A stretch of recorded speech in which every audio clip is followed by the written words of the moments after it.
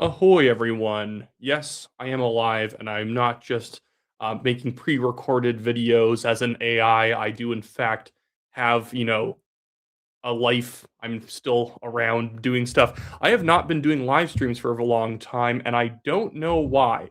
I think I just got out of the habit of doing it, and so it just turns into this thing where every time I thought about it, I'm like, oh my goodness, that feels like such a chore.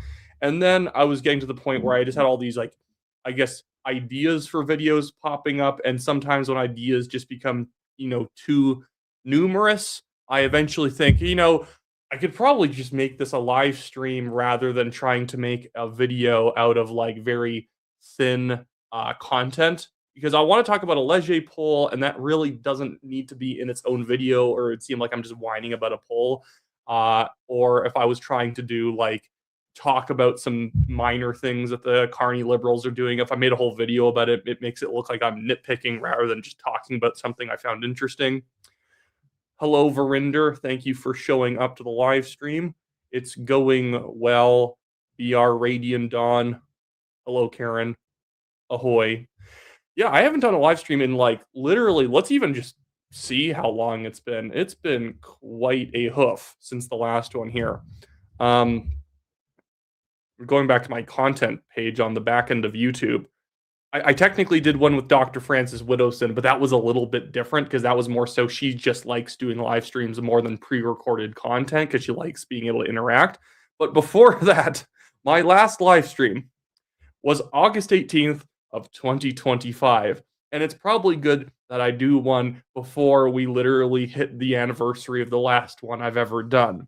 But in today's show, I do want to pull out we're bringing up the whiteboard because I want to talk about a new awful Leger poll that the great Canadian bagel, Chris, made me aware of. Chris, by the way, if you don't subscribe to the Great Canadian Bagel and you like polling videos, that guy's fantastic. He, in fact, even does all of the polling right now for the 1BC party in British Columbia. Oh, my goodness. I haven't cleaned the whiteboard in a while. This pump on this thing is not working very well. But he's one of the more accurate pollsters in the country, despite being just one guy, because he actually knows how to properly balance a poll. And he put me on to this Leger poll, and I already don't like Leger, but he pointed something out about it in their crosstabs that I need to show and explain so that if anyone ever approaches you and says, hey, Mark Carney and the Liberals are absolutely destroying the Conservatives, did you see the new Leger poll? You will be able to explain why Leger sucks. Now, I just want to quickly bring up that poll on screen for myself here. I didn't prepare ahead of time because I'm lazy. I'm just going to look into the. I'm just going to jump into the actual numbers because I want to find their rural sample. That was the one that was really, really egregious. That should make everyone not trust it at all. Can I find it here? Approval of the Prime Minister. Okay.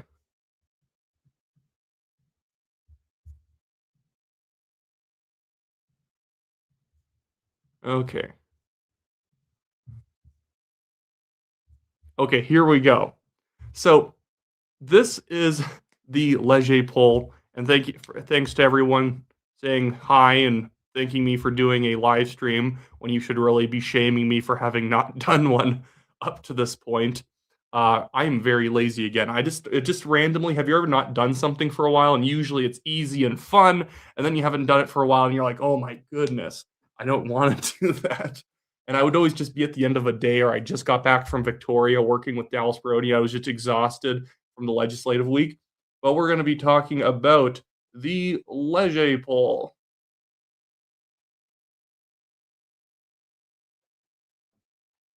Now, this poll, just so you have the top line numbers, this one shows the Liberals, I believe they're still leading by double digits in their particular poll at the moment. I'm not going to do bars because it's a bit difficult at the moment.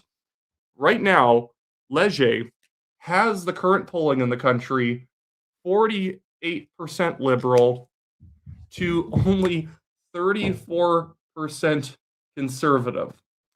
And then, oh my goodness, I'm dropping markers all over the place. And then We have 6% NDP. We have 6% Bloc Québécois. And then we have 4% Green Party. Now, already, any poll that is only putting the NDP at 6 points is wrong. And I think any poll that is putting the Conservatives below 35, 36 is also wrong. Even 36 is kind of a little bit too low because although a lot of people do like the Carney liberals, they see them as fighting back against Trump, you're not just going to see a big, like, 10-point exodus of conservative voters over to the Carney liberals when all the underlying problems with the economy are still there. Nothing has really been reformed. Major projects are still sluggish. If Carney actually got on his horse and started doing stuff, then I could actually see the liberals being at 48%. But no, not based on their current record, especially in the aftermath of the recession and scandals. I had one person point out to me in the New Abacus data poll, 57% of people say, yes, we are in a recession. I think only 23% or 27 say, no, we're not in a recession. They did say, well, it's not that good for the Conservatives because a large portion of people still blame Trump for the recession. But that's only 34% of the people who said, yes, we're in a recession, blame Trump. That's actually not that much. And that doesn't even preclude those people from voting conservative. You can blame Trump for the recession and still think over time that Carney sucks at dealing with Trump. But now I want to take you guys into the urban and rural numbers for Leger, and I can show you how pollsters like Leger come to just these garbage numbers. So let's go first with the urban sample. Sometimes I like spell a word. I'm like, did I spell urban wrong or something like that? Maybe I did. I feel like I'm becoming dyslexic over time. It's ridiculous. Anyway, so urban sample from this Leger poll. They currently have it at 49% liberal, which kind of makes sense. That is urban Canada. They have the Conservatives in urban Canada sitting at 31%, which I would actually say feels like a bit of an overpoll considering the number we're about to get to in a rural area. Avi Lewis and the NDP are at 8, which again feels a bit odd. They should probably be doing better in an urban area. And we're not going over, of course, the block because we're not doing national numbers. But the Green Party in urban areas is 5%, doing 1% better than they do just nationally in general. Now let's look at rural numbers.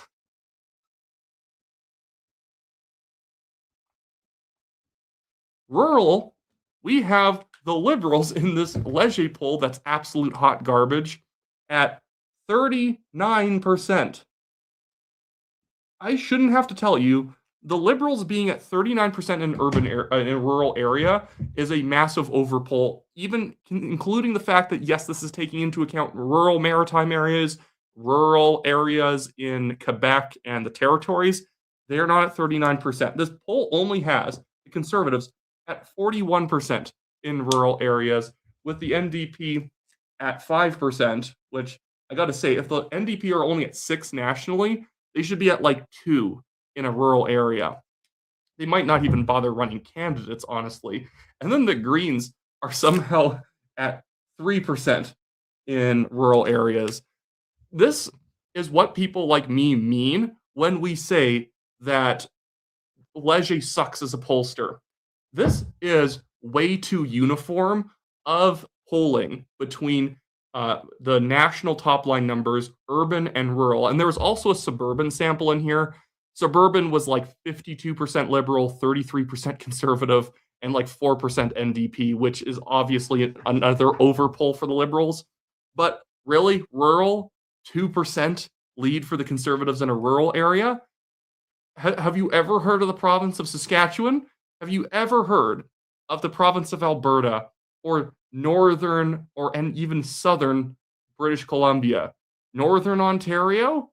Like, yes, there are some liberal rural seats on the border of Ontario and Quebec. You know, northern Saskatchewan is currently liberal by a pretty small margin, and the conservative ridings in Saskatchewan are being won by the conservatives by Saddam Hussein dictatorship numbers. And yet, you'll still have the mainstream media see a poll from Leger like this And they're like, well, it looks good to me. Yes, somehow the conservatives are only leading 2% in rural areas. And if you go to suburban, it's even more lopsided with the liberals winning 52 to 33. Have you ever been to a suburban area? It's pretty divided. It's not conservative country, it's not liberal country, but it's definitely not liberal country by what is that, like 14 points or something like that? Let's actually just throw the suburban numbers in here just for the fun of it. But again, thank you to the Great Canadian Bagel for mentioning this to me because it's absolutely nuts the kind of numbers that Leger puts out in its crosstabs that are never questioned by reporters looking at it. This is the problem with having people who don't understand polling writing about politics because they'll just take this and be completely credulous about it all. No, complete credulity. They will not act like this is weird at all, that this is a suburban result in a Leger poll. 52% to 33%, with the NDP sitting at 4 and the Greens sitting at 3%. I don't know what to tell you. Actually, wait, am I doing this wrong? No, no, no. The Greens actually on the rural sample were at 4%, which I'm not sure if you've ever met someone in a rural area. Maybe on Vancouver Island in a rural area, the Greens do okay, but in the rest of the country, not at all. But yeah, Leger, this is what people are trying to tell you are credible. These are the polls where people are like, "Oh my goodness, Pierre Poilievre and the Conservatives are losing Alberta to the Liberals." I'm like, well, yeah, because their rural samples suck. There is a difference between polling somebody who lives in a small town but is a public school teacher and polling somebody who is a farmer.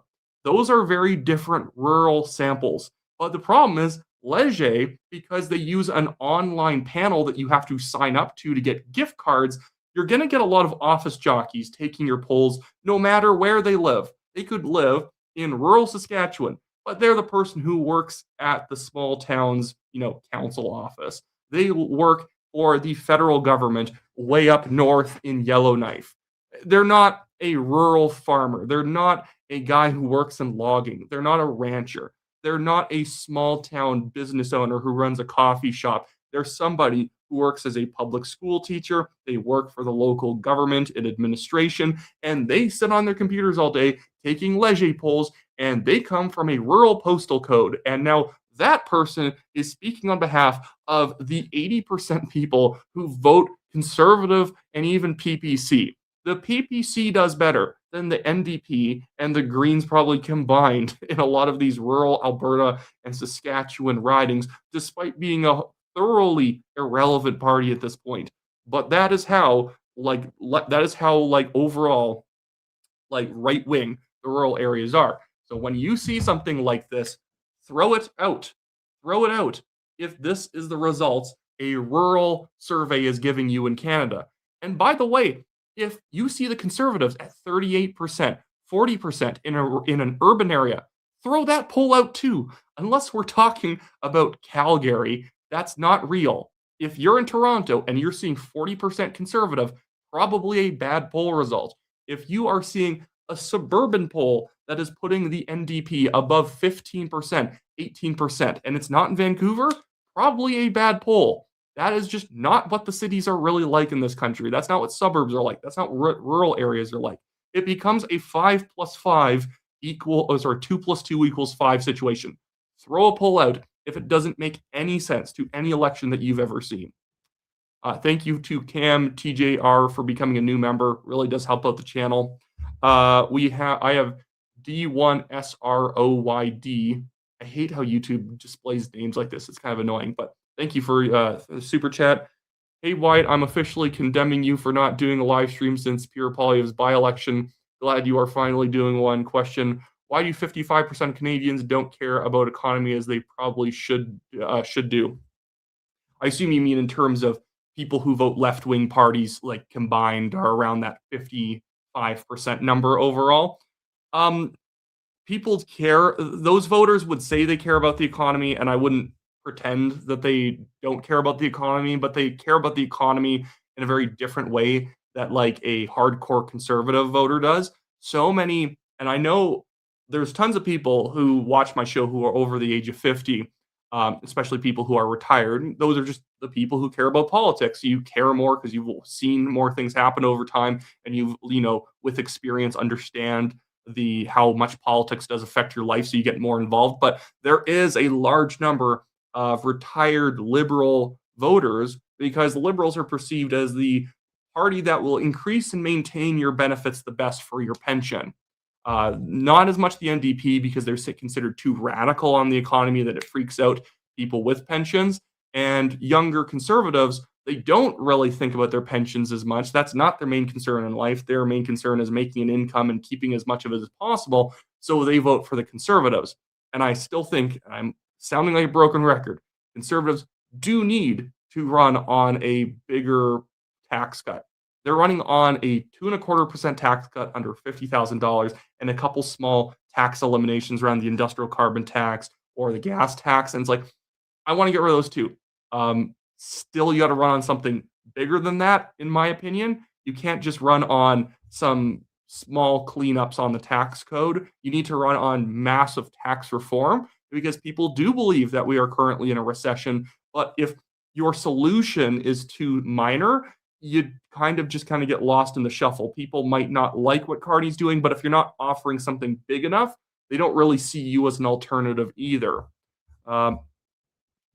Tiffany Elizabeth asks, is this alive? Yes, it is live, and I'm not some AI here talking to you in a rambling Wyatt voice. Karen Law 43 says, yes, I agree. I'm 59 and I'm more involved in politics, but not for my pension, for my grandkids. And of course, that is a far better motivation than just your pension there. Yeah, and that's where I'm going to get to. Maria, a backcountry, brings up that's why we need to stop the friggin' bailout. Absolutely, the bailout is actually probably what I would consider to be Carney's first really big scandal, maybe paired with the Alto high-speed train. Those two combined are like the first big scandal of Carney's government. There's been other minor hiccups. There have been problems that have arisen, but this is the first thing that's like what I would consider to be like a actual thing that changes people's opinions of the liberals, especially young voters who want housing to be cheaper. Seeing the liberals bail out developers to maintain high prices is absolutely delusional, and that actually will make people more willing to shift. But in order to make that shift happen, the conservatives then need to not only have the right answer on that issue, but then follow up with their own better solution. So first, Poilievre has done the right thing of going after the bailout, going after the Alto high-speed train, not kind of sitting out wondering if people like the train or not sure what to say on the bailout. They've been decisive in attacking it. The NDP hasn't, which is actually kind of shocking, since you think they would say, well, screw those big developers. They shouldn't be bailed out. Maybe they are saying that, but not very loudly. But now the conservatives do need to follow up and say, you know what? We would reverse all that stuff, save taxpayers money, and cut your taxes 20% across the board. Because right now, it genuinely takes Poilievre like a good 20, 30 minutes to explain his current tax reform policies because they're too spread out. It's too, well, I'll give you $50 back here. Well, yes, you'll get $1,000 back in theory if we get rid of the industrial carbon tax. It needs to be a back of a cocktail napkin kind of a solution. Oh my goodness. I'm losing all my markers everywhere again. So that, you know what I mean? Where the conservatives need to be careful in which all they do is point that they don't like a liberal policy, but then they're too scared to offer big reform to tackle the issues that underlie why people hate the liberals' policy, like the bailout, like the Alto high-speed train. There were so many conservatives online who were actually originally attacking the conservatives for not liking the Alto train, saying, well, it makes the conservatives look like a bunch of NIMBYs for not being in favor of some major project. I'm like, is that how politics works? We just have to be in favor of big projects or else we're being like a bunch of naysayers. I find that so defeatist, as if you have to become a liberal to win in Canadian politics. Actually, wait, someone's giving me a great idea here. Start a petition. Now, I am actually going to go to my website, WyattClaypool.com, and I will drop the link for you guys to sign up for my email list, because I actually think that this would be a good idea for people to sign up to the email list. So if there's ever a nomination going on in your area, I can basically point out nomination candidates who agree with that idea, because that is a big deal. Anyway, so Mason here says for $2, thank you, Mason. Atuni fortunately still buys coffee, black or sugar. Black or sugar. I just like cream. I don't really like sugar in my coffee. Although I'm drinking tea right now, wild sweet orange tea from Tazo, which is my favorite blend of tea, I guess. Sorry, I'm trying to go down.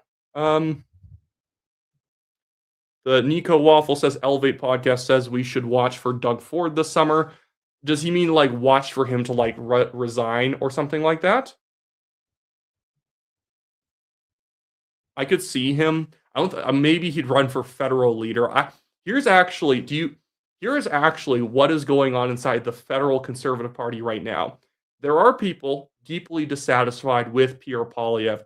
They think that he doesn't know what to do right now in the face of Mark Carney's popularity. They'd maybe like to see a change in leadership, but they don't want to force Poilievre out simply because they think Jason Kenney will run, and they all hate Jason Kenney so much that everyone is basically completely fine with Pierre Poilievre sticking around. Now, Poilievre definitely has a loyal faction, and I'm not coming down on this in any particular way, and I'm not doing it for political reasons, like I'm trying to be everyone's friend here. I think Poilievre's quite good. I think he needs to get better in many ways. I think he has a platform and the popularity to quarterback a good idea to victory. And right now, he just needs that big idea, because right now I find too many of his ideas small. He's going after Carney's failure and then following up by saying, hey, I think we need to get rid of the industrial carbon tax. And it's a bit of a snoozer, so I think Poilievre needs to find a bigger issue to run on, like a massive tax cut. He's doing well with the trade issue. That's pretty good. But right now, I would say that his platform at the moment is thin, but he could be doing better. There are factions who like him. There are factions of MPs who don't like him. But the funny thing is, the factions of MPs who don't like him are not going to force him out if there's a threat that Jason Kenney will run for leadership, because Jason Kenney is just regarded that poorly inside the party right now. Many of these people used to work with him, but they see Jason Kenney as basically just being somebody jaded about getting thrown out as premier in Alberta and wanting some other title to mount to his Wikipedia page. Raptor fan says, Wyatt, who do you see as an alternative for Poilievre if a leadership election happens? I genuinely don't know. I'm not punting on that. I would just say people need to prove themselves at this point. I'll just keep dropping the link to my website in chat every once in a while if people want to sign up to the list. And I'll try and reach out and start recommending good candidates to vote for in nomination races as nomination races heat up towards the next federal election. Or if any elections happen provincially as well, I'll try and point out good people. There's some people I was going to even try and endorse in UCP nominations in Alberta. Ken Kennedy, Wyatt for Prime Minister, and he gives us money. Yes, I'll just throw money out the back of a train, and that's how I'll get elected. But it's me giving my money back to you, so it's not a bribe. It's actually me returning the money to you, like I'm Robin Hood in some way. Yeah, Karen Law says Scheer already failed, and I don't mind Andrew Scheer as a person. But my problem with him as a leader, when he was leader, is he was far too reliant on bad advisors. I would say Aaron O'Toole was far too reliant on bad advisors, although I don't think Aaron O'Toole was ever really a conservative anyway. So it was a combination of him not being that conservative and listening to very not conservative advisors who suck at their jobs, like Fred Delory. And then Pierre Poilievre kind of has the same problem. He listens to too many bad advisors. In fact, I have heard, and this is not something to do with him, this is just a fact of life in conservative politics, the turnover rate in the Conservative Party offices, both party side as well as the parliamentary side, is like the front lines of the Somme in World War I. The amount of donors' kids who get hired and turfed within 2 months is quite funny. All these guys who kind of like to pretend that they're somehow like communications experts because they've once operated the social media page for a politician is very funny. All the people who are basically, flashing their degrees in order to get into, advisory roles, and then you find out they have like no mind of their own, and they like to only play it safe because they're terrified of losing their jobs, and they then lose their jobs because they play it too safe and they get nothing done. Yeah, it's quite something. Christine F says, enough of Corey. I wish he would go away. And of course, Christine is talking about Corey to Nike, who many people in chat are also talking about. CJ Canada, a loyal member here, says, never Jason Kenney.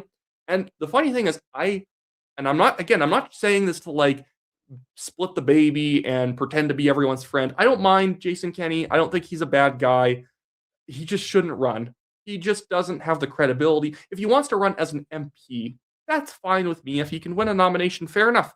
Voters chose you in that riding. Should he be leader? No, because in a crisis during COVID, he proved himself not to know what to do.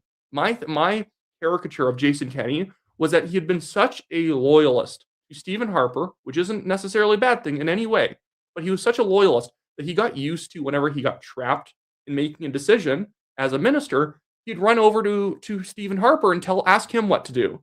And when he became the premier of Alberta, well, he was the top dog. And during COVID, when he was under pressure to lock everything down and mandate vaccines, rather than actually standing on principles of freedom and conservatism and free markets, he just buckled and gave all the authority over to the AHS. So he has lost. He failed the job interview for leader of the Conservative Party and Prime Minister, in my opinion, unless he goes out into the woods and just really reforms who he is. For the next 15 years, I don't want him to be Prime Minister. Maybe I'd swap him out for Mark Carney. If that was the deal with the devil, I would do that. That's fair enough.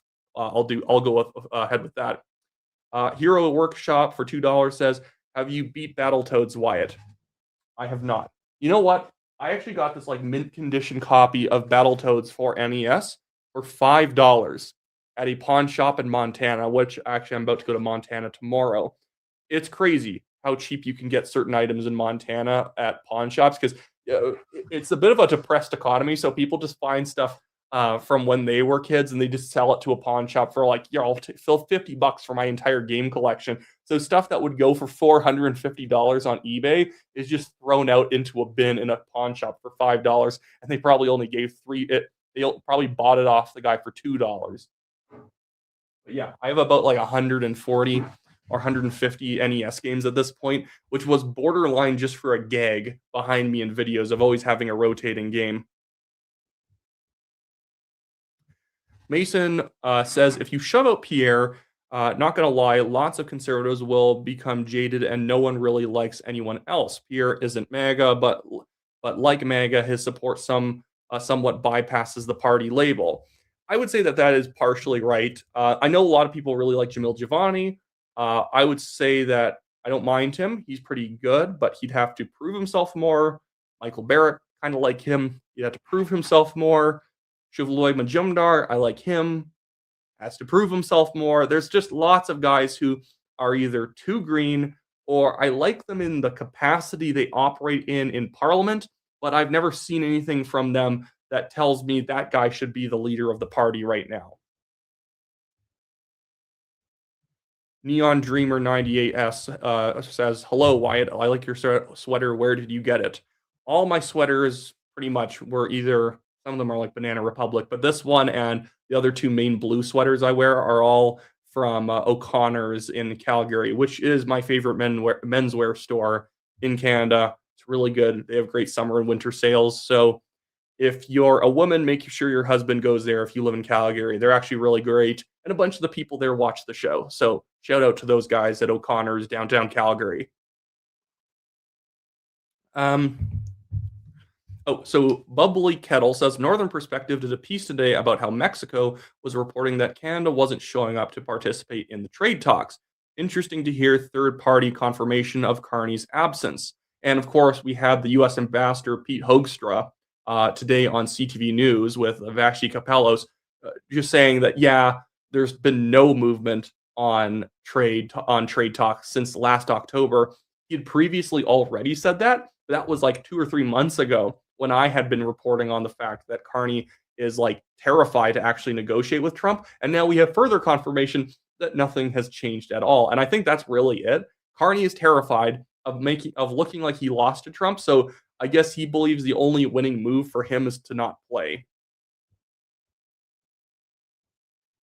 Um, Someone said Ontario Conservative Party needs to replace Ford with an actual conservative who puts Ontario first.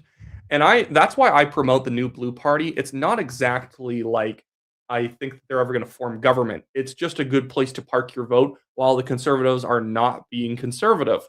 Because at some point there is a party the party is just not doing a good enough job to justify voting for. And I think that is the current situation we have with the Doug Ford conservatives.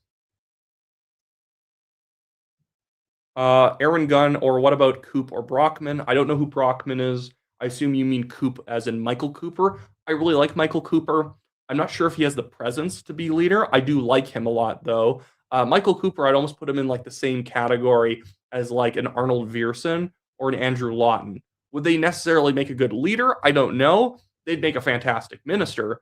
That's what I would say about them. Aaron Gunn, I don't think he could ever be the leader of the Conservative Party federally. It's more of his presentation is I'm not trying to be rude, but he's kind of broy in a way that I think that wouldn't be very attractive to a lot of voters overall.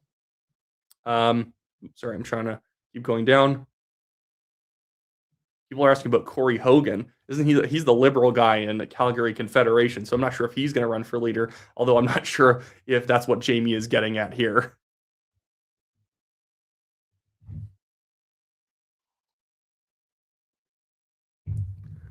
Ooh, stop fascism now is calling me why ass KKK Clayton, the child boy gamer, so predictable. Ever leave your basement, you effing loser. That's a fun one.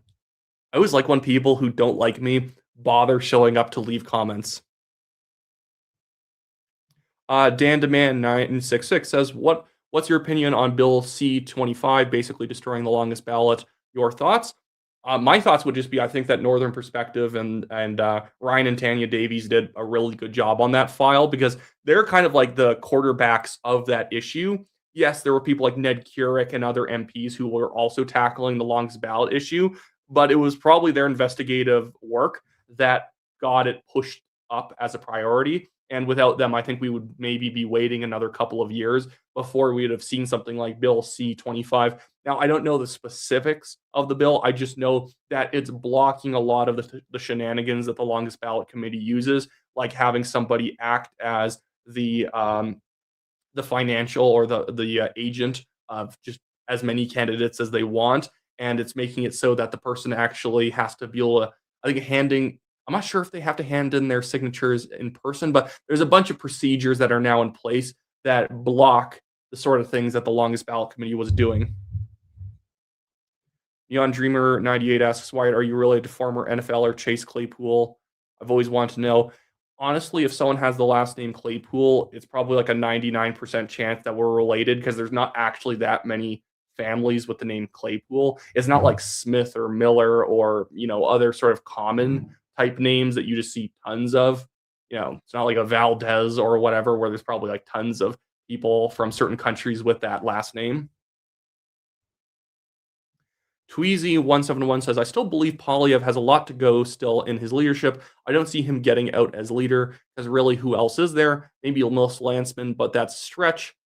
I don't think Melissa Lantsman could be leader either. And I like Melissa Lantsman fine. She's just good at her particular area of policy. She's good at foreign policy. And even today, she kind of announced something that was dumb alongside Scott Aitchison. They're apparently doing some fundraising cruise for 2 LGBTQ plus refugees. To which I ask, why? Why is that something that Canada needs to be helming as a country? Why not some other country nearby the countries where people are fleeing from? That's one of those things where I think she is just too socially liberal to end up being the Conservative Party leader. Too many social conservatives would frankly, rightfully, not really want to support her as the woman in charge there. Um, Karen Law says, I wonder how Marilyn Gladue feels about being a useful vote or did she mean useful, or did he mean useful idiot? Well, that's basically what he means, but I don't think Marilyn Gladue actually cares. And here's the other thing I'd heard about Pierre Poilievre recently from people who have connections inside the party. The one complaint right now is that they're saying that Poilievre seems to be coasting too much, and that inside he's not really calling MPs anymore, keeping people in the loop, trying to meet with people. He's kind of just doing his own thing and not really, keeping caucus in the know with what he's doing. Now, maybe that's not true. Maybe it is true. My thing is, I at least observe in what he's doing just too many repeated lines, too many of the same speeches given over and over again. And by the way, my pet peeve right now is conservatives using alliteration in question period. Stop using alliteration. I hate it.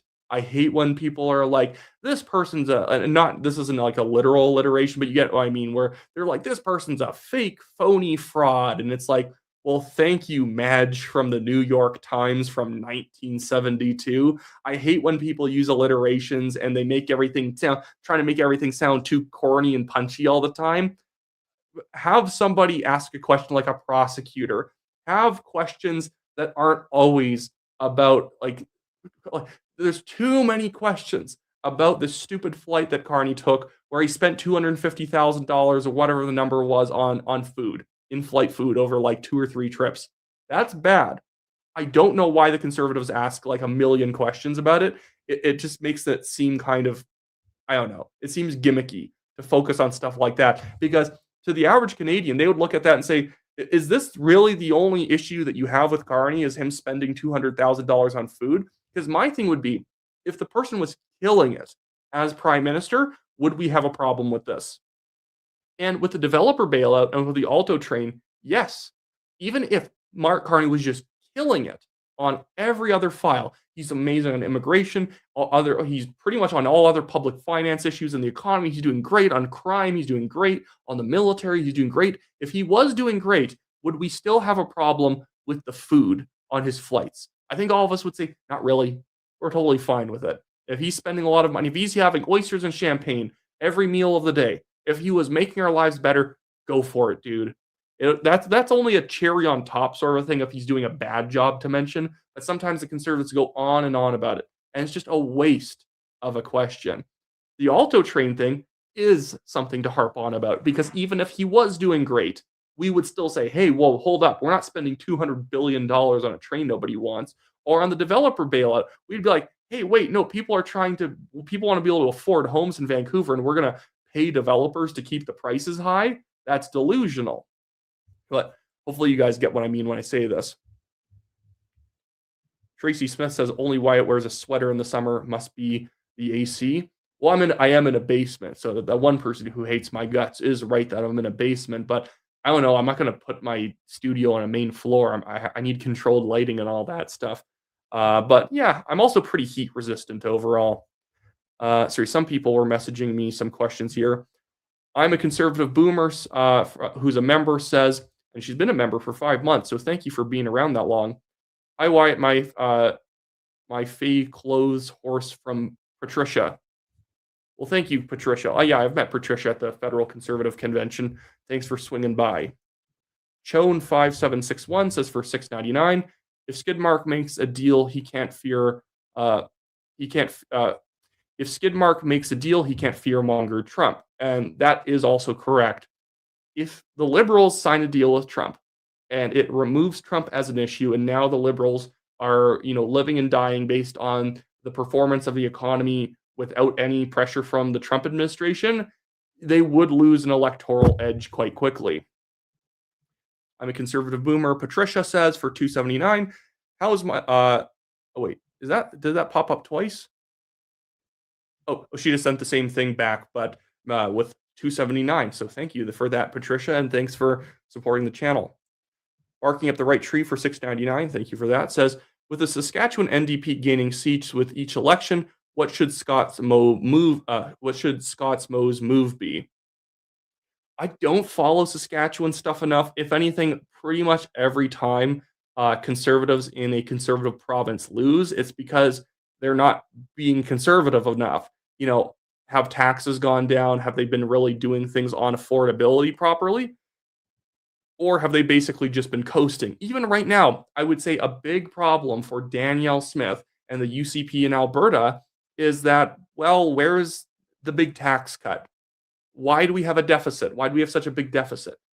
The price of oil, in fact, should make it pretty difficult to have a deficit. And maybe our deficit is going to be way adjusted down now because of the price of oil. But in Alberta, we should always be trying to make people, the way conservatives should get reelected is they cut taxes, cut regulations, make life super easy, and then run on the fact that they did it.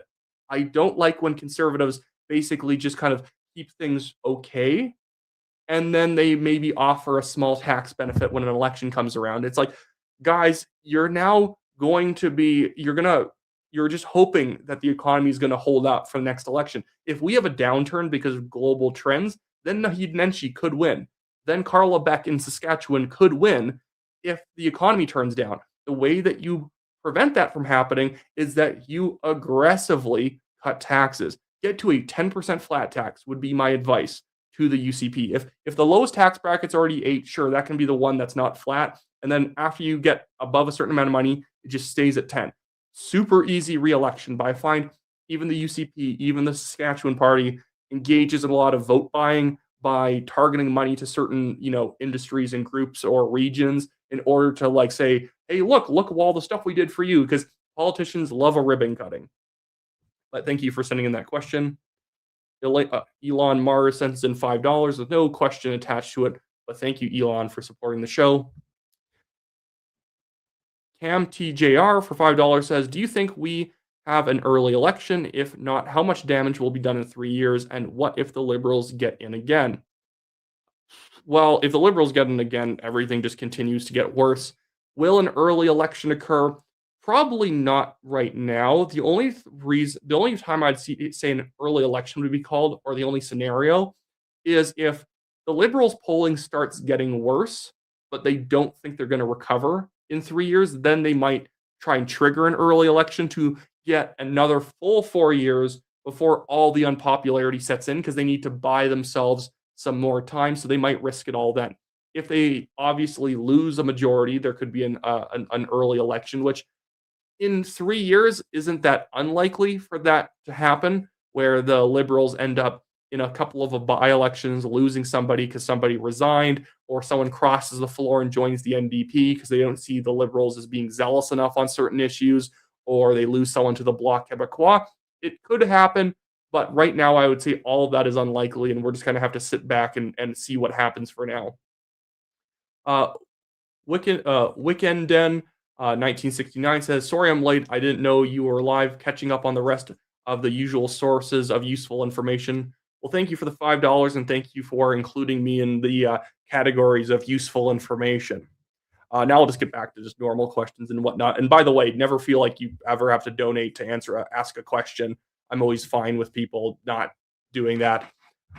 Steve Hess says for $5, why doesn't Poilievre say no more protective custody for child sex offenders and get non-voters to vote for him? No more protective custody?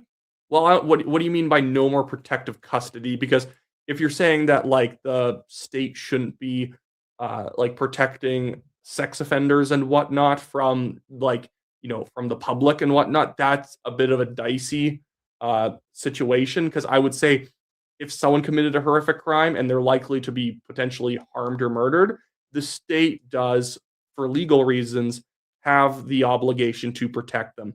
I would say the better thing for Poilievre to do is run on far higher sentences for sex offenders. Run on bringing back the death penalty for multiple murderers.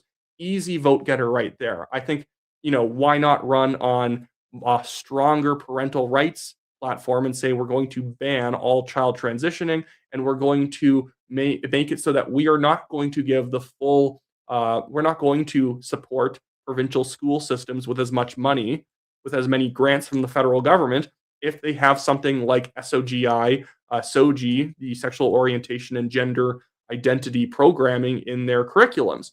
If they have that, we'll cut the money off. So if we're in the game of protecting kids, which I hope we're all in, then I think it's more so you want to protect families and kids more than you want to go after the perpetrators. I still want to have higher sentences, but I wouldn't want to take away protective services from the government because, again, that is a little bit, of a dicey situation where it looked like a politician is calling for like vigilante justice. The shift is at the fan for $2 says, do these live shows more often? Well, I will try. I will try and stop being so lazy. Karen Law 43 for $13.99 says, Wyatt, do you think the U.S. will do something if we continue with China? What do you think they'll do if we don't stop opening the doors to China? Well, thank you for the super chat, and that's a great question. I think what happens with China, if we do not drop or soften our dealings with China or guarantee we will go no further, I think that is what is going to cause the tariff situation and just sort of the lack of willingness to cooperate from the US to continue.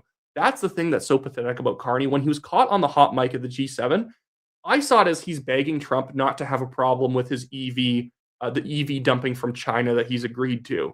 If Carney was smart, he would say, hey, China's trying to tariff us on canola and seafood.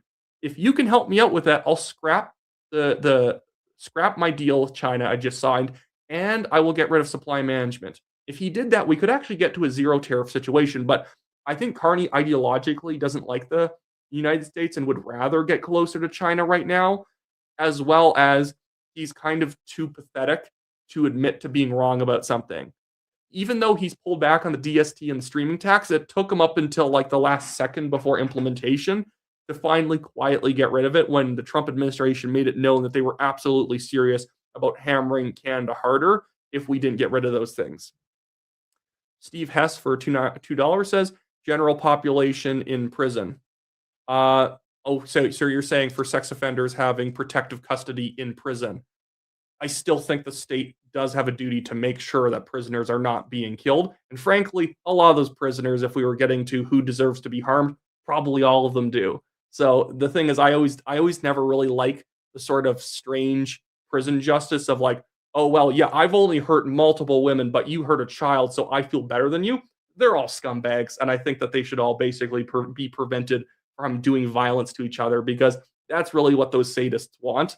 And I would say that we probably need more solitary confinement for many of these people overall. Or again, if they're murderers, executions would be a good idea. I think that executions should be brought back for people who, dead to rights, are first-degree multiple murderers.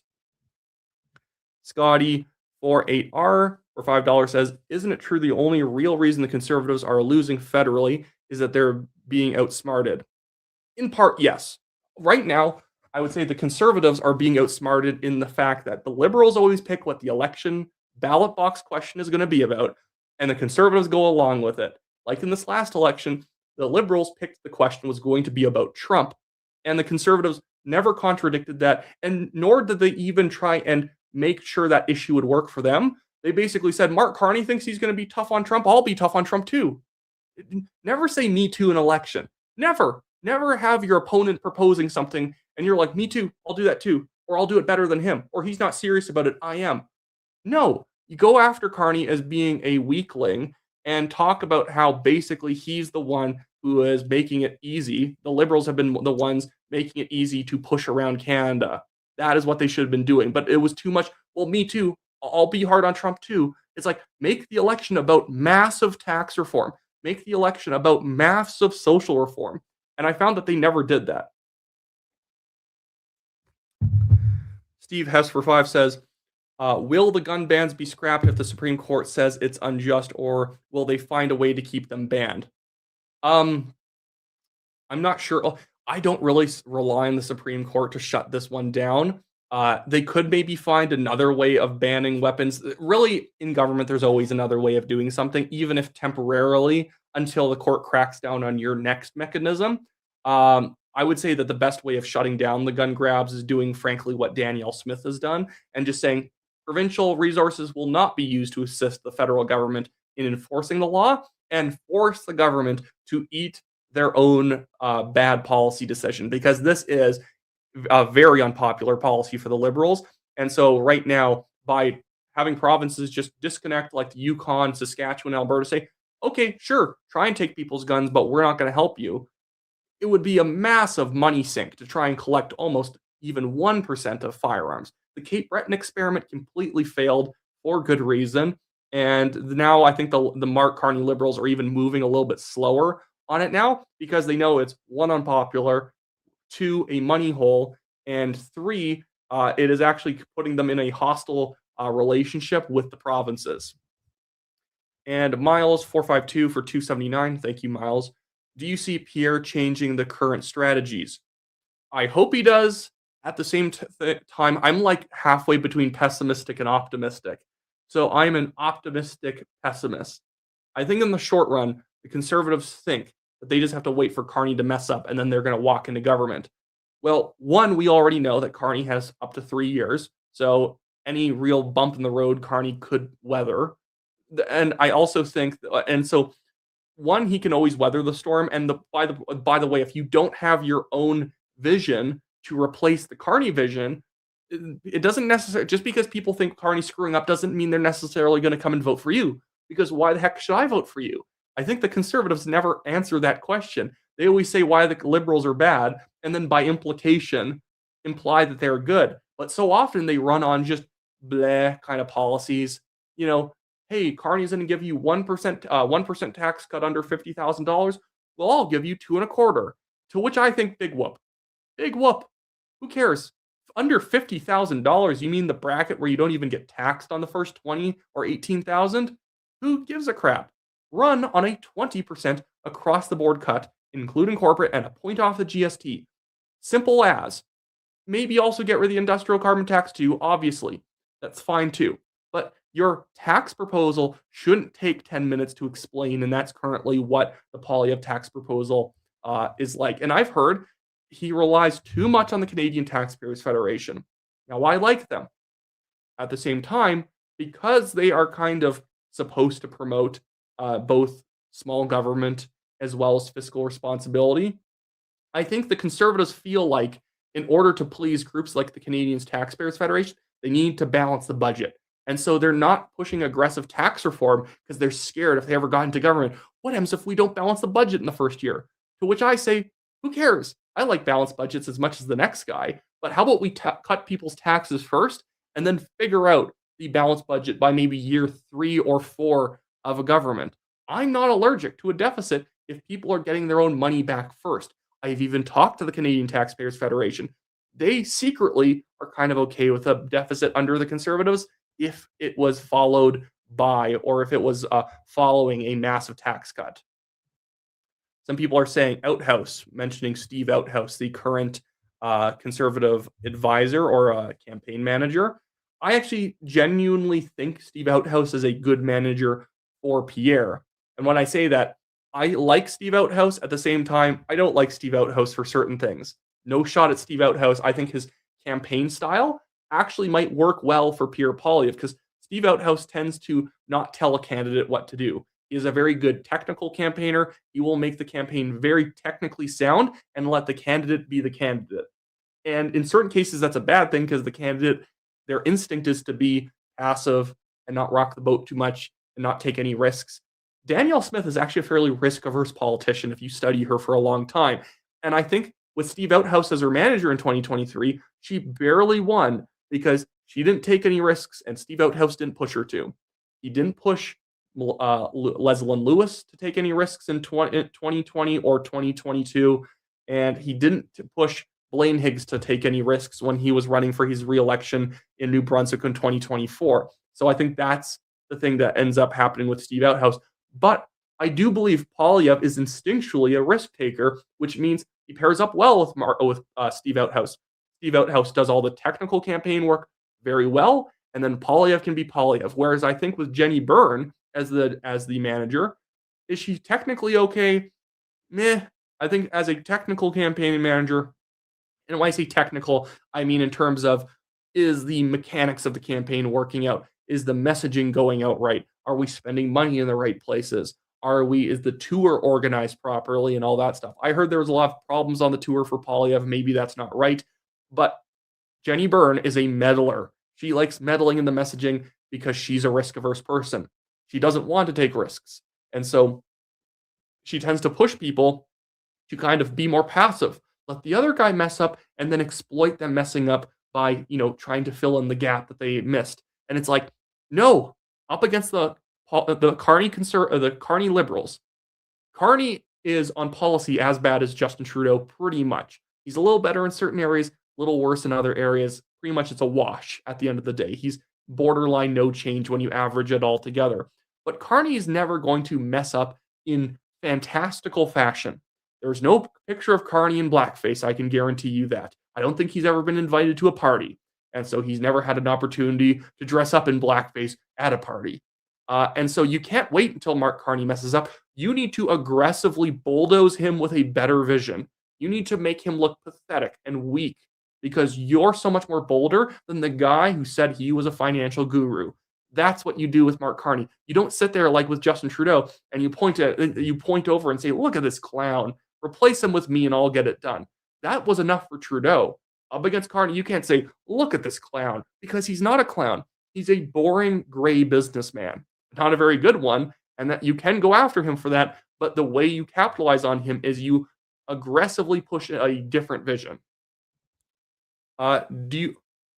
This guy's gonna have to tell me what his name is because there's something about YouTube that's showing me people's ats rather than their actual channel names. But D1SR0YD, who's been a member for 6 months, asks, any career plans for the next 10 years? When are you thinking of transitioning to federal politics from 1BC? What are the plans targets for 1BC? Well, 1BC and Dallas Rhodey, we are always just basically trying to push the Overton window to the political right in British Columbia. And I would say right now, with Carrie Lynn Finley as Conservative Party leader, she's a much better leader than Trevor Halford or John Rustad. At the same time, she needs to make big reforms. And I think right now, 1BC, we're actually still probably around about 9 to 11% of the vote. We need to keep aggressively pushing to either change politics by forcing the Conservatives to be different or potentially winning 4 or 5 seats so that if the Conservatives win a minority, we can force them to make the reforms that British Columbia really needs. And I have no transition plan from 1BC. I have no like 10-year horizon. In fact, what I'd probably do is if I ever worked somewhere else, I'd work at it simultaneously with 1BC. I might even be helping somebody out in Manitoba in the next over the next year or so, based on how things sort of develop in that province as well. And Karen Law says Danielle Smith can't win right now. I feel for her and Pierre because media and liberals are brutal. She's still doing quite well in the polls considering how much the media is attacking her, and she's being very smart by getting the referendum done this year. I know there's probably people who watch me who are pro-independence. More power to you, fair enough. It's just not happening. The polling's not there. And frankly, it's because the movement mainly is led by people who are not good at messaging.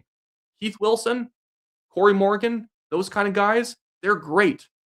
The problem is there are too many Jeff Raths who are there to make a figure of themselves, and that's kind of it. They are ballot box poison for the independence movement, and they can't win right now. So do as well as you want on this referendum, and then plan 5 years in advance, or 5 years in the future, to have another one with better messaging on pensions, being able to calm the issues of suburbanites. That's how you win. I'm not a separatist, but that is my advice to the separatists. You have to address the problems that suburbanites have rather than just saying that they're a bunch of liberals who will never get it. They're ruining this province because they buy into the propaganda of the media. Prove them wrong rather than just saying they're wrong. Anyways, but I think with Danielle Smith getting that referendum out of the way in 2026, it frees her up to make it a non-issue running for re-election in 2027. Third Tooth 4069 here says, Jenny Burns cost us the election. I am sure of it. Pierre completely changed the tactics from for the worse in the election. Yeah, I think he was safe overall. He just said the same speeches over and over again, stuck to really boring boutique tax credit type issues and repeating too many slogans. That was the problem. He kind of ended up seeming amateurish compared to Mark Carney because Mark Carney talked like he was at a business presentation. And although it was boring, it was professional. Whereas Poilievre looked like a cheerleader a little bit in the way he presented himself. Well, thank you, Mike, for enjoying the live stream. I assume that when you say we're enjoying the live stream, you're watching on like an Apple TV with the family. So thank you for watching with the family. Brent Howard says, Wyatt has his bulletproof sweater on. Well, I hope it's bulletproof. I said I was Batman the other day, so I hope maybe this is like my Batman armor. I'm Batman because I go around fighting terrible CBC hosts in the night. Um, People are asking, what about Carney and Epstein? I would say I genuinely see nothing there. Ghislaine Maxwell took a photo next to him. Frankly, it means nothing. Epstein and Ghislaine Maxwell were socialites who like taking photos next to famous people. That's pretty much as far as it really goes. Chon 571 or 5761 for 272 or 279 says, why is Calgary Confederation polling so bad? Are you talking about like the 338 numbers? Because I'll bring that up on screen. No doubt it probably shows the Liberals winning it at the moment.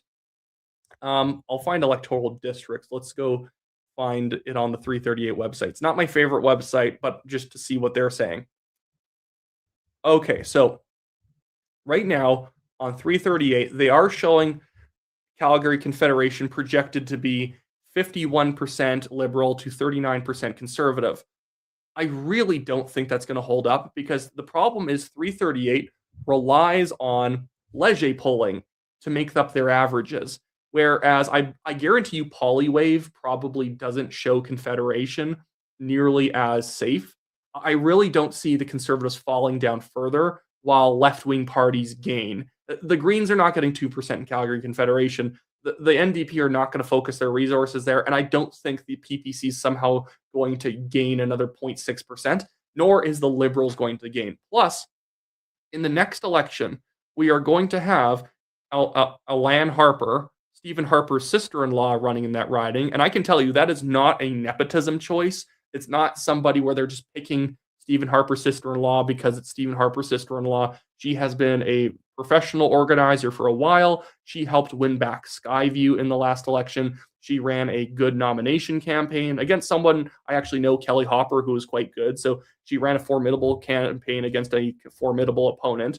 I think that really it's the campaigning in Confederation that was the problem in 2025. Plus, the Conservative Party ran the guy as the Conservative candidate who they actually kicked me out of Signal Hill for running against. I always have my literature here. I like to pull it out every once in a while. If you do not know, because you're new to the channel, I ran for the Calgary Signal Hill Conservative Party nomination.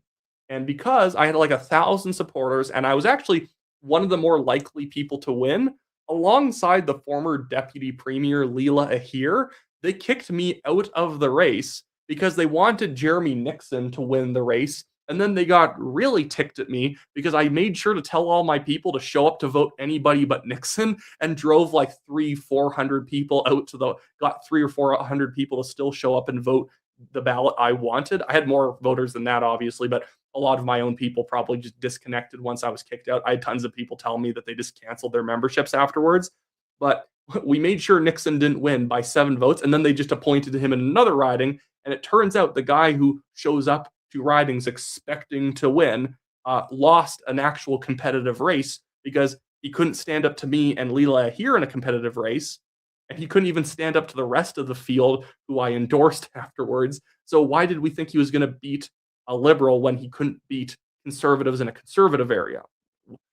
Whatever, I guess. I know, maybe I'm just stupid. Maybe I'm just some knuckle dragger here.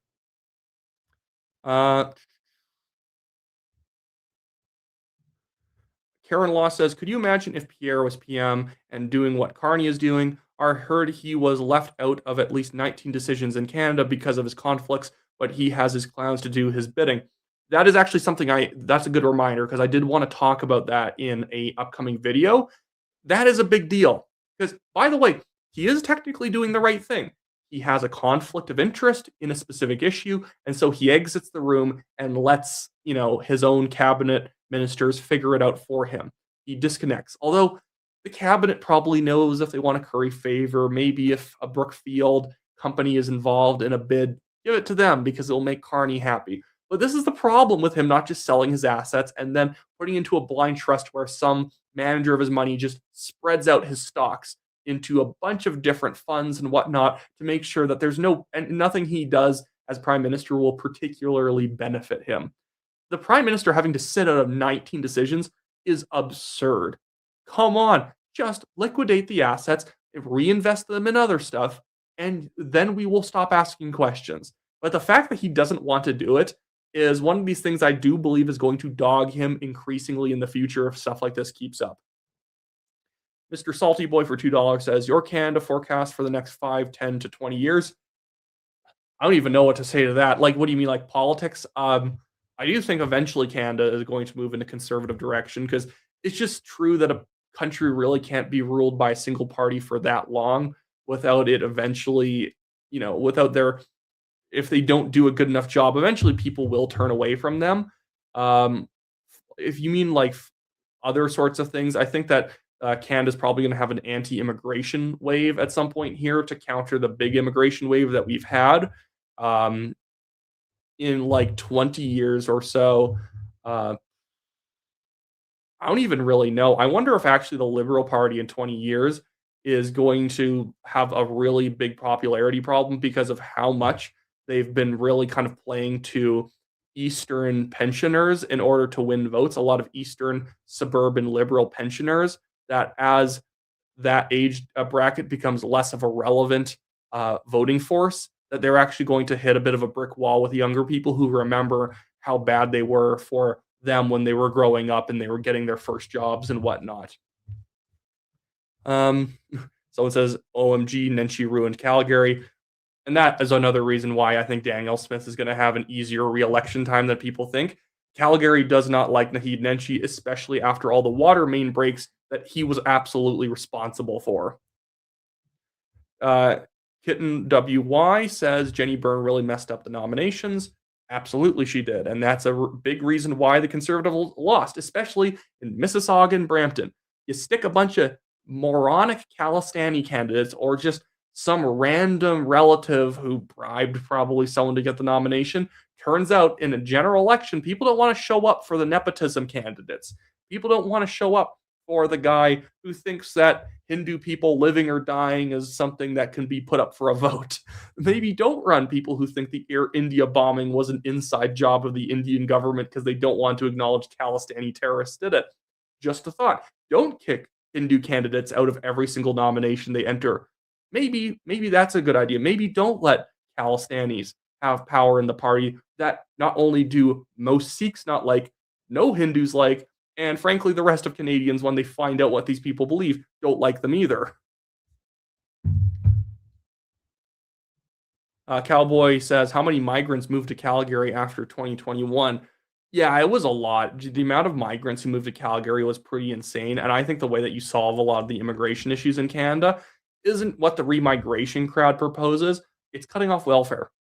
It's the biggest public finance issue, and it's the biggest immigration issue.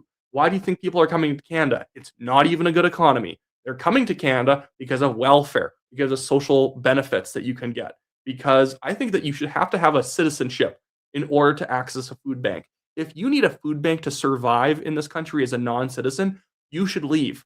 We should just pay for your plane ticket to go home, because if you consistently need the food bank, you're not surviving here. I'm sorry.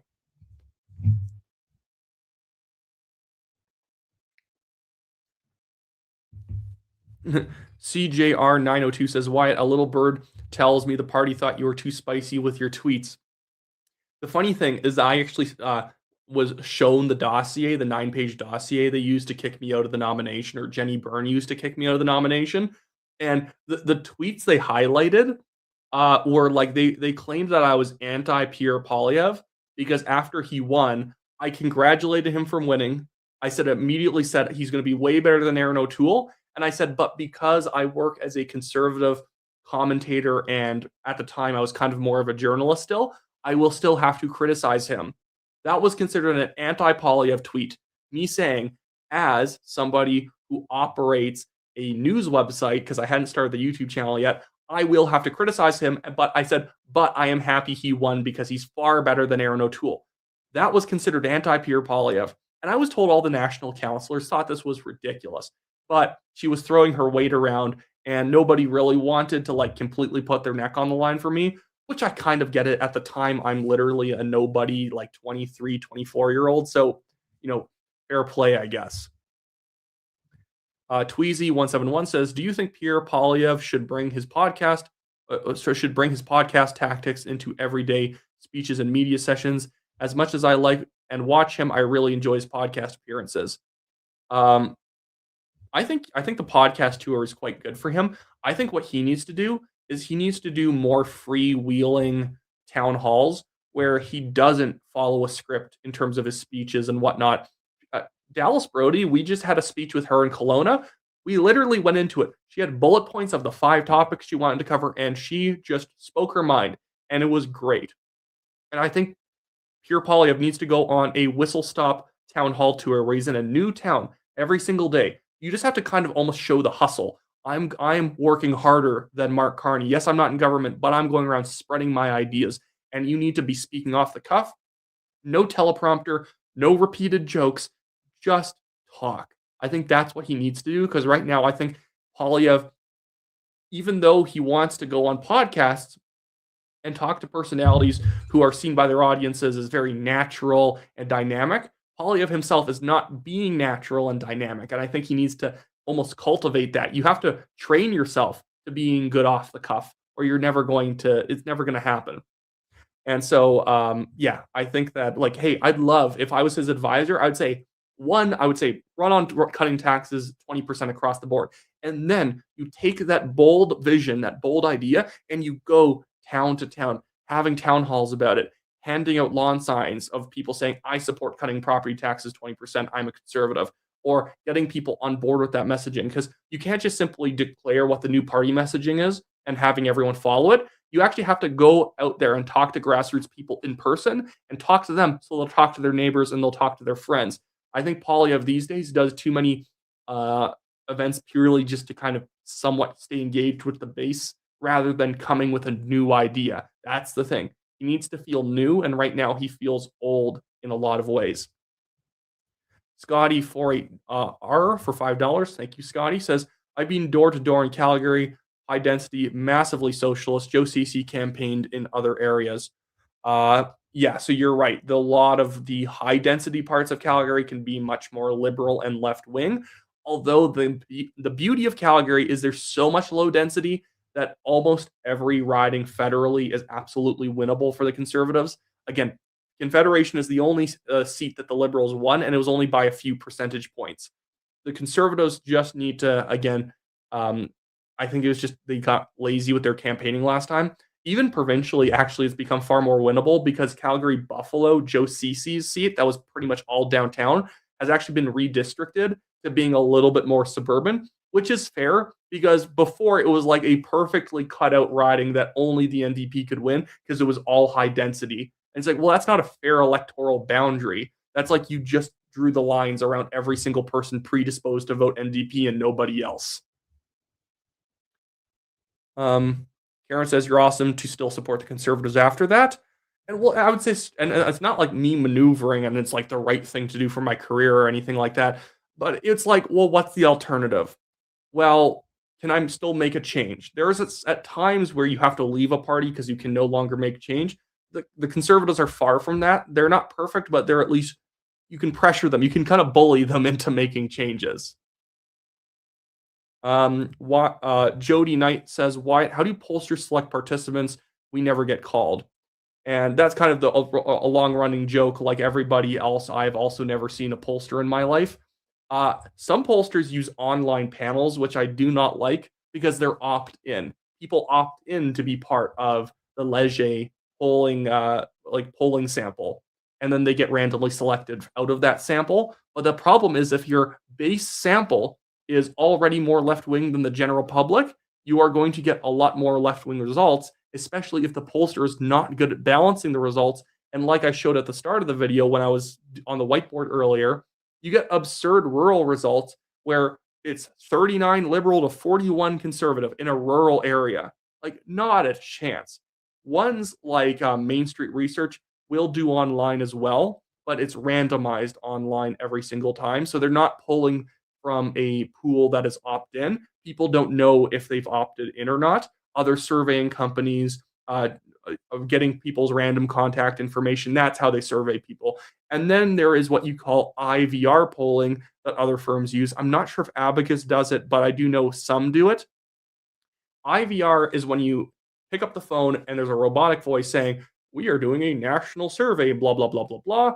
Hit number one if you support Mark Carney's federal Liberal Party. Hit two if you support Pierre Poilievre's Conservative Party." And then it kind of goes down the list. And then there is live caller polling where you actually have a live person on the other end of the phone asking you questions. Now, that's what people still do it. If it's done poorly, sometimes that polling is terrible. If it's done well, it can be some of the most accurate. That's what Janet Brown does, and she is the most accurate pollster in Western Canada. Literally got the last Alberta provincial election within decimal points of what every single party got. She is very good, and that is why I say that the independence vote's not going to win. She has polled it twice. One time, they got 30%, which is nothing to sneeze at. That's a lot of people. The second one was only 27%, and that was more recently. And I think the general vibe around the issue has been turning sort of those swing voters off of it. So you don't sneeze at 27%. That's a lot of people voting for independence in a province where 5-10 years ago it would have probably been only 10% of people voting for it. But it's still a far cry from actually succeeding.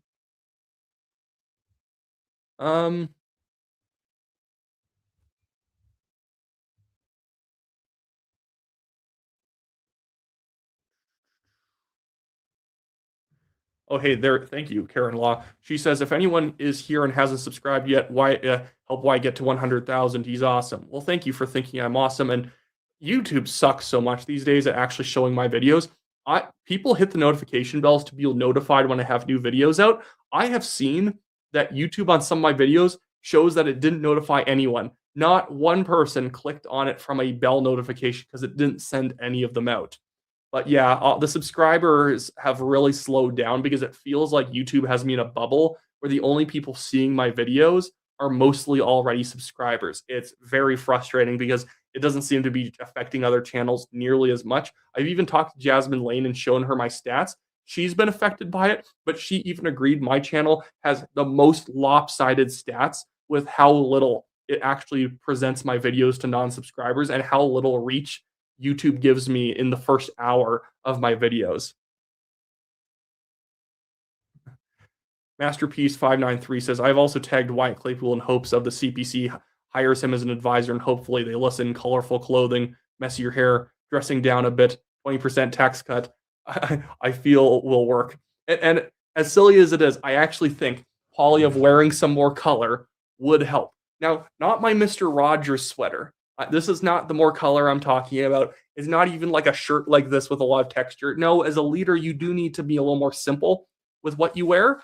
But there's nothing wrong with Poilievre wearing like a brown tie and a navy suit, or a brown suit and a navy tie, or mixing in a red tie, or having a slightly cream-colored shirt with a with a light blue tie or something like that. I find right now it's almost caricaturish these days where it's too much navy suit, white shirt, navy tie. And it's like, are you scared that people are not going to like your outfit? So you're just sticking to this one? Because it's becoming like SpongeBob at this point.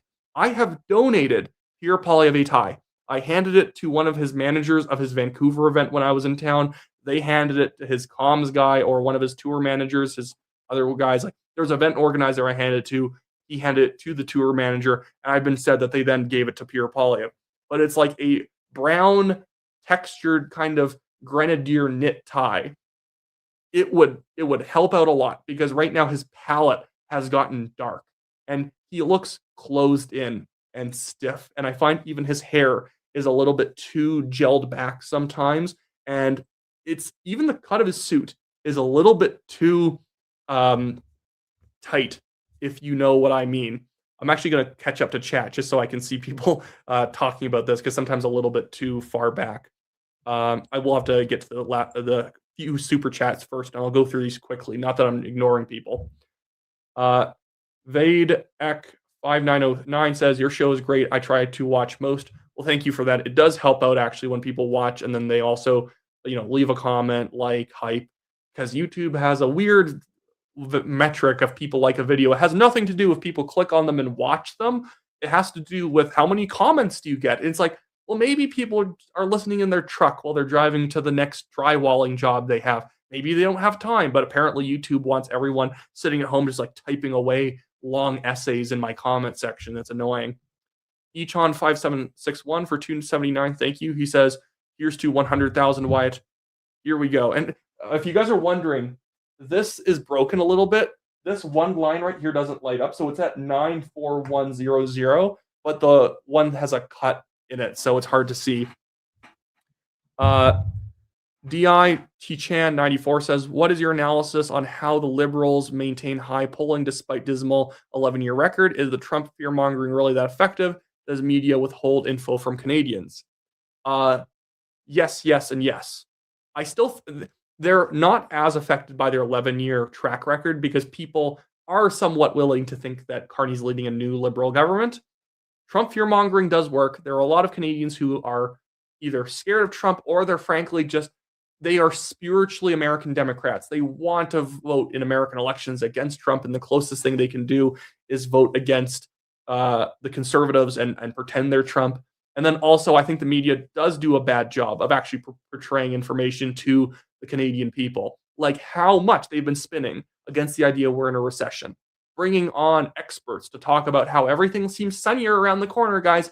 Stay on board. Just hold on. Everything's going to get better. We had Rosemary Barton with Andrew Scheer on, and she's like cutting him off to say, no, the Liberals have gotten rid of environmental regulations. Very few, and not the major ones. And then Barton even had to admit she was wrong. But if without people correcting the reporting from the media, so often you must think that like everything in Canada is at least going as well as you could expect. Wickenden says, I was catching up with ARC when your live dropped. Well, ARC? ARC. Who's ARC? Well, I'm going to go back to some of the things on close here. Yes, I agree with this. Bologna sandwich with the ketchup says, it gives off Wall Street banker bro vibes. You are right.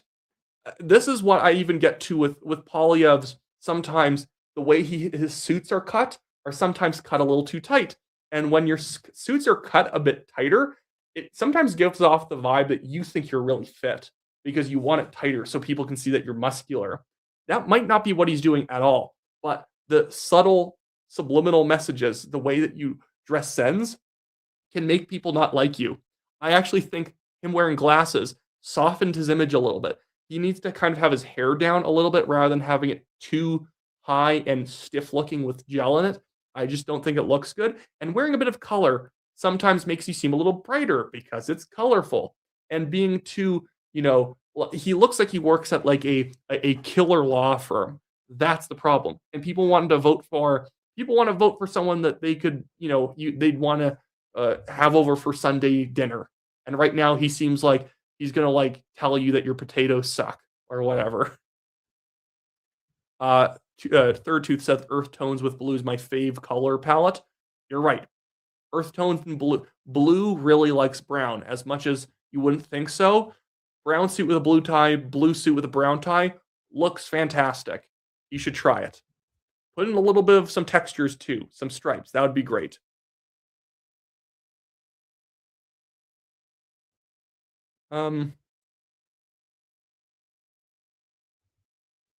Oh, someone brought up the call to prayer, the Muslim call to prayer in Regina. Conservatives should be calling that out as completely inappropriate and saying that no city should be allowing a public, loud in the air call to prayer. I don't care what the population or demographics of a city are. No religion gets to declare, its scripture, its teachings, its anything in the public space. That should be a massive noise violation. Yeah, people are also saying that they don't like that he got rid of his glasses. Blue Jay says Pierre needs Don Cherry wardrobe. That would be fun one or two times. Honestly, I've actually pitched.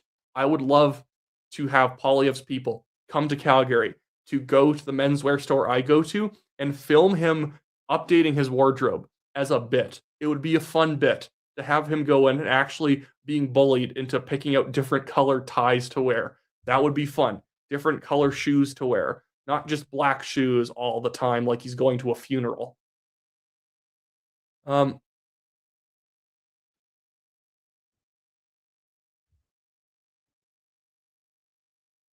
Yeah, a bit Baldy says CBC needs to stop using so much AI in their posts and especially commercials. The one sometimes they're as long as it's not used as a commercial, it's fine, but you don't want to do too much AI. I hate AI in political ads. You can use a little bit of it. I use AI for my thumbnails for small modifications. Oftentimes what I do with my thumbnails is that the formula is because it's just an easy formula is I have the main person I'm talking about in the thumbnail and then I have an image that corresponds with the subject. And sometimes I'll ask it if someone's in that image, put a blue or red haze behind them because it kind of makes it easier to see them rather than having all this busy background. That's what I use AI for. Sometimes I can use AI to slightly remove things from someone's outfit. Like I'm trying to use a picture of Mark Carney or Polyev, and it's not November, but they have a poppy in the photo. I'll get AI to remove the poppy.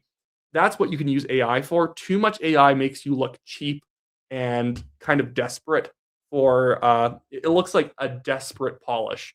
It's not good polish, it's bad polish that AI adds. Um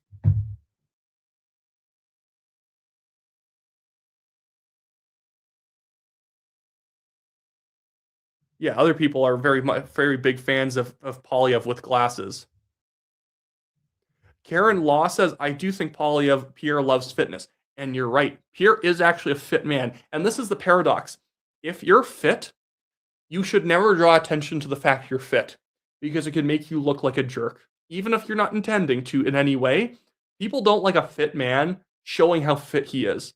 Imagine Andrew Tate always wearing really tight black shirts to show he has muscles. Never be like that. Never wear a tight black shirt as a fit man in politics. Never show yourself even working out because it looks like you want people to say, hey, Polyev, you're really fit. Do you work out? You do not want that. Mark Carney, on the flip side, if he showed a video of himself jogging and lifting some weights, it would actually be fine because he's not fit. So he inherently comes across as a humble guy promoting fitness. Polyev promotes fitness. Everyone sits back and thinks, oh, he just wants to show us how fit he is. Oh, what a jerk. That's where you have to be a bit careful. Frankly, if you're an attractive woman in politics, you kind of have to dress down a little bit. You just kind of have to. You don't want to show up, frankly, looking too flashy, or people have that goblin part of their brain saying, oh, she thinks she's so pretty. It's just how it is. It's just how it is. You have to dress fairly conservatively. And I mean just not in terms of like modesty, obviously you should, but in terms of just colors. You got to sometimes even just drop the colors a little bit as an attractive woman in politics. Christian Career Joy says, not sure I agree. We don't want the Trudeau socks. I agree. Trudeau socks, weird, wacky socks are terrible.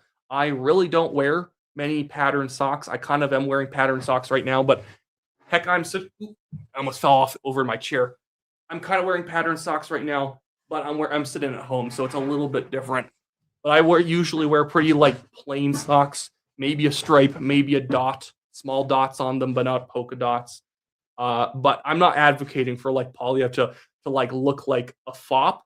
I'm saying like just little color touches kind of make your image a little bit fresher, a little bit brighter, and that's kind of what you're trying to market. Like Carney honestly always wears really nice suits, and he wears them usually with little cut touches of color, not like boutonnieres and whatnot, but he'll wear a red tie or will wear like a silvery blue tie rather than just a navy tie.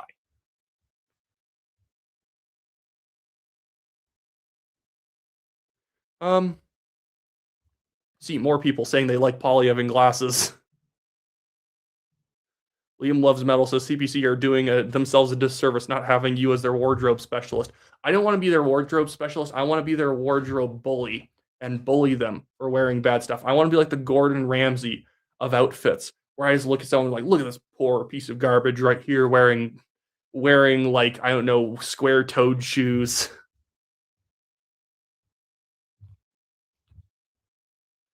Um, yeah, I miss Polyev with his glasses. Polyev needs Jordan Peterson clothes. Now, Jordan Peterson sometimes dresses in ways that are too eccentric, where he starts looking like he's like the Joker or something like that, or the Riddler. Uh,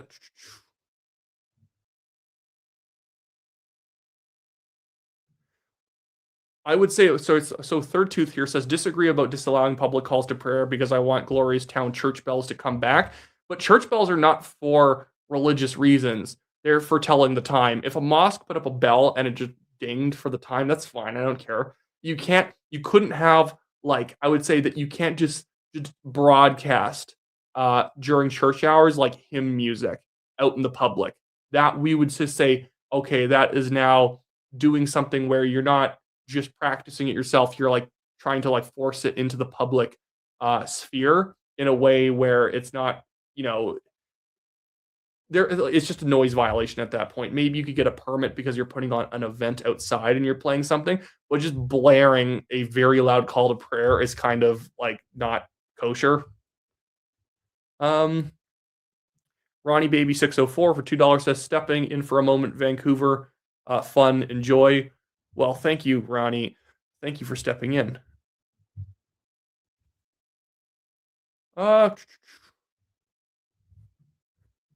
oh, Masterpiece 593 says I just emailed my MP your channel and told her Sandris Corbina to contact you and hear your ideas.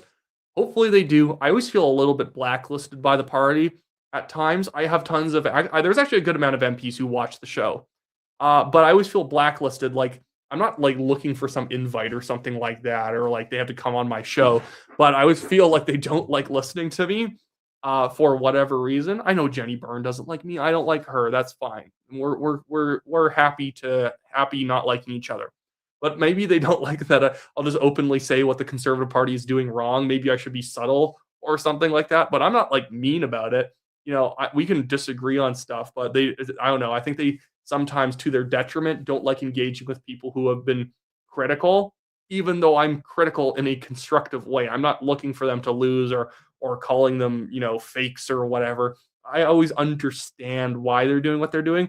I just disagree with what they think they're accomplishing because I don't think they're accomplishing what they think they are. Cowboys 5410 for 279. Thank you, Cowboys.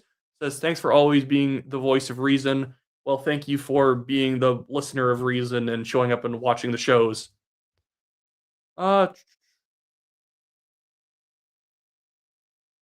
yeah, actually, Liam Loves Metal says the unsuspecting ripped guy gets people talking. Showing off can seem to try hard. Yeah, like if Polyev was like really fit and like one day there's just like photo of him with his family at like the beach and people are like, what the heck, he's ripped. That would actually work. Showing up wearing a tight black t-shirt makes people be like, does he want me to think that he's ripped and say something about it? Now, it's not that Polyev has actually done that. Like he's like done something egregious here. I'm just saying that that's how unfair the public is. If you're a fit man and you show up wearing something that kind of emphasizes your fit, doesn't matter if you were intending to or not. You're going to have a lot of people be like, "Oh, he thinks he's so fit," or whatever. And maybe that person should get over themselves. But people are idiots, and you have to put up with it.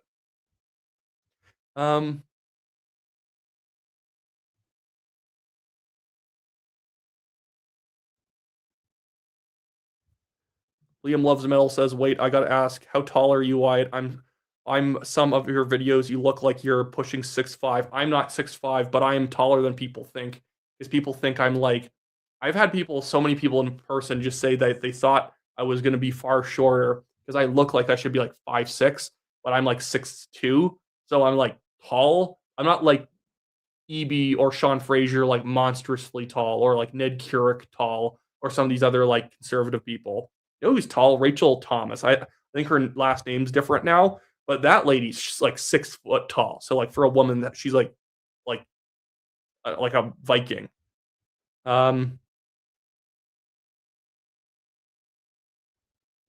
I would actually disagree with this, but I understand what you're saying here. So Masterpiece 593 says maybe no suit, maybe a golf shirt, maybe yellow t-shirt. He should dress down on podcasts and casual forums. Also, he should make a montage of him standing up for women and Carney talking down. I would disagree with the last part. I just don't think it's necessary to do. If people want to figure, I think that that compilation video might be effective, but it shouldn't come from the conservatives. It should come from an independent creator.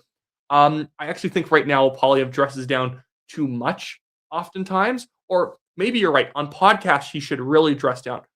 Golf shirt, light blue golf shirt he could wear on a podcast, a t-shirt, that's fine. At events or in parliament, that's where he needs to kick it up and not play it safe too much. Pierre should take clothing cues from Rupert Lowe. Rupert Lowe with the Restore Britain Party. I actually don't know what he dresses like. I think I've seen him before. It was good. I just don't remember what he was wearing. Although I've seen the ones where he's like dressed up as like in British farmer type wear with like a big heavy leather jacket and whatnot and the hat. That looks good, but I'm not sure if Polyev could pull that off. But I also don't know if that's what you mean. Um, Sorry, I'm trying to catch up a little bit here. Rob Hellfire 666 says I like Jasmine Lane's interview with Pierre Polyev. We have a Satanist watching the show right now, or someone doing a bit. But yeah, she does a good job. I think she does quite a good job with all of her interviews. Her Pete Hoekstra interviews are quite good.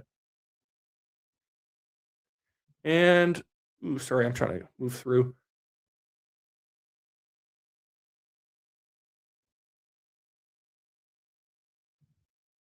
Masterpiece 593 says, I don't get it. Women loved Trudeau and kept him in power over looks. If Pierre was as quote unquote as a quote unquote sexy body, why isn't that working for women? Well, I don't think women actually liked. There were some women who liked Trudeau because he was attractive. I think it was because at the time woke politics was popular, especially with women, and Trudeau was like the uber woke. And so at a time when the economy was better, I think there was just more women willing to vote for the social woke policies instead of thinking about the economy because the economy hadn't gotten bad enough yet. If you put like Trudeau to a vote now, he would not win women at all. He would lose really bad. I think Marco Rubio always dresses pretty well overall. Echon 5761 just sends in 279, so thank you, Chon. If you meant to send in a message too, I'll just make sure to track your comments from there on. Rob Hellfire says, lol, I'm not a Satanist, just a metalhead. Okay, well, fair enough. By the way, do you watch Razor Fist on YouTube? I feel like you'd really like his channel, although he is fairly vulgar, but I'll watch him sometimes.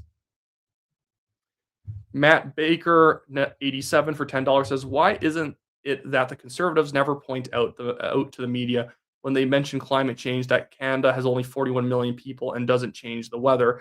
Well, they would say that Canada per capita is a bigger contributor than India or China is per capita. But it's just nonsensical in general. It's like, well, yeah, because Canada is doing disproportionate oil and gas production, and we're creating the emissions so that other parts of the world that we send the oil to, or other provinces even, don't get involved in the emissions. So everyone always points out, oh, Alberta causes so many emissions. It's like, well, if we weren't creating the emissions, Quebec and Ontario and BC wouldn't be getting the gas for their cars. So the thing is that we do the majority of the emitting in Alberta, getting all this, producing all this, and then we send the final product to other provinces and other countries, and they only do a small bit of the emissions involved in getting that gasoline into their car. I would just point out every time the media brings up climate change is just that, well, if you care about climate change, you should let the free market work because people are greedy and people want a car as energy efficient as possible. In fact, people don't like wasting energy because it's a waste of their money. I would always just take it from the free market standpoint. Cowboys 5410 says, why do I feel nobody talks on investing the Alto money and actually make air transit infrastructure reliable and safe? That'd be a good suggestion. I would say we should just more so just throw the money back to people in tax cuts. But if they targeted some of the money towards real infrastructure repair problems, that would be great. I think that would be a far better thing to do rather than building a train that nobody wants, that apparently now has to go through Kingston to even get approved, a city of only 140,000 people, which I doubt even 1% of those people will use it in any given day. Rob Hellfire says he has watched Razor Fist. Heck yeah. He follows me on X, which is one of my prouder follows.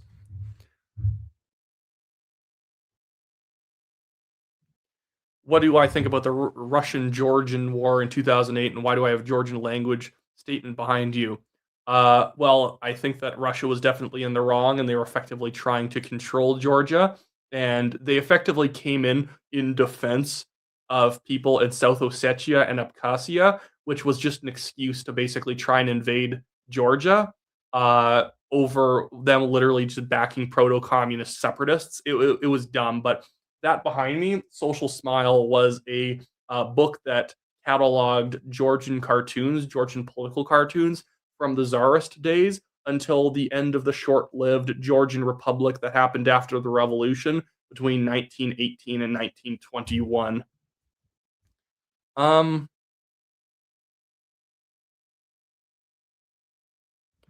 uh, Masterpiece 593. I'm highlighting a lot of their comments, but they're just setting me up for good things to say. Wyatt, if there was anything that we, the public, could do for Pierre and the CPC, what would you recommend? Posters, sharing on next, sharing grievances with our grandparents. What's the best angle? I actually think the best thing to do is right now putting pressure on the conservatives to run on something like a 20% tax cut. It's just that it's not. We're not doing anything wrong. We're not believing them in them enough. I think it's more so that they need to do better. They need to be bolder. They need to offer something so different from Mark Carney it gets attention. Because right now I find that there's no magnetism from the Conservative Party right now. You want to cultivate as a leader in a party magnetism, that your ideas are so bold and striking that people need to talk about them. And right now I don't think people need to talk about what the Conservatives are doing. Would they be way better than the Liberals in office right now? Sure. But if your proposals are too complicated or too minor, it means that people, if they hate the Liberals, might just not vote. You have to turn the people who are leaving the Liberals into just not just non-voters. You need to turn them into conservative voters, and that often takes a big vision to run on. So I would say that we need to tell the Conservatives to make the vision bigger, run on a bigger tax cut, run on more social reform, run on more immigration reform. It needs to be big, or stop bothering with it. Because if you have to take 10 minutes to explain, it's a bad policy. Um,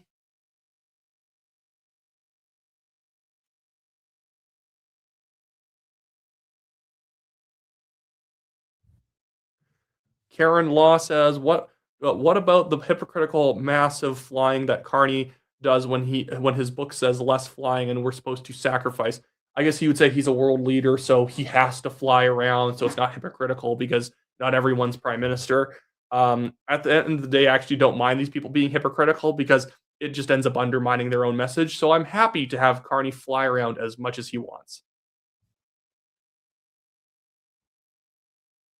And Vade Ek 5909 also points out we have a lot of trees, which is right. We do have a massive emissions kind of like we have a good ability to absorb emissions in Canada. Now, I guess other countries would say, well, you just happen to have all that stuff. It doesn't mean that you're not emitting a lot. At the same time, again, if you look at the effects of climate change, it's basically nothing. Not that much has happened. Honestly, most problems when it comes to the environment are usually bad land management, not really because the climate's gotten significantly hotter in any ways. Miles Mandel says, I hype all your videos. Have uh, you should have way more followers than you do. And I hope that YouTube would be nicer to me. I even got into a conversation with them where it seemed like they were going to help me with the problems I'm having. And then at the end, they were just like, maybe you should work on your thumbnails and click through rates and titles and stuff like that and make more engaging content. It was boilerplate nonsense when I've talked to all the other conservative YouTubers in Canada, and they pretty much all have been experiencing just drops in reach for no reason. Even if they're getting way more views than me, proportionately to how many subscribers they have, they're still taking a hit. Like Jasmine Lane, like Clyde Do Something, like Josh Udall, everyone is being hurt. So does everyone's thumbnail and click-through rate game suck now, YouTube? Obviously, they can't answer that because, it'd be too revealing.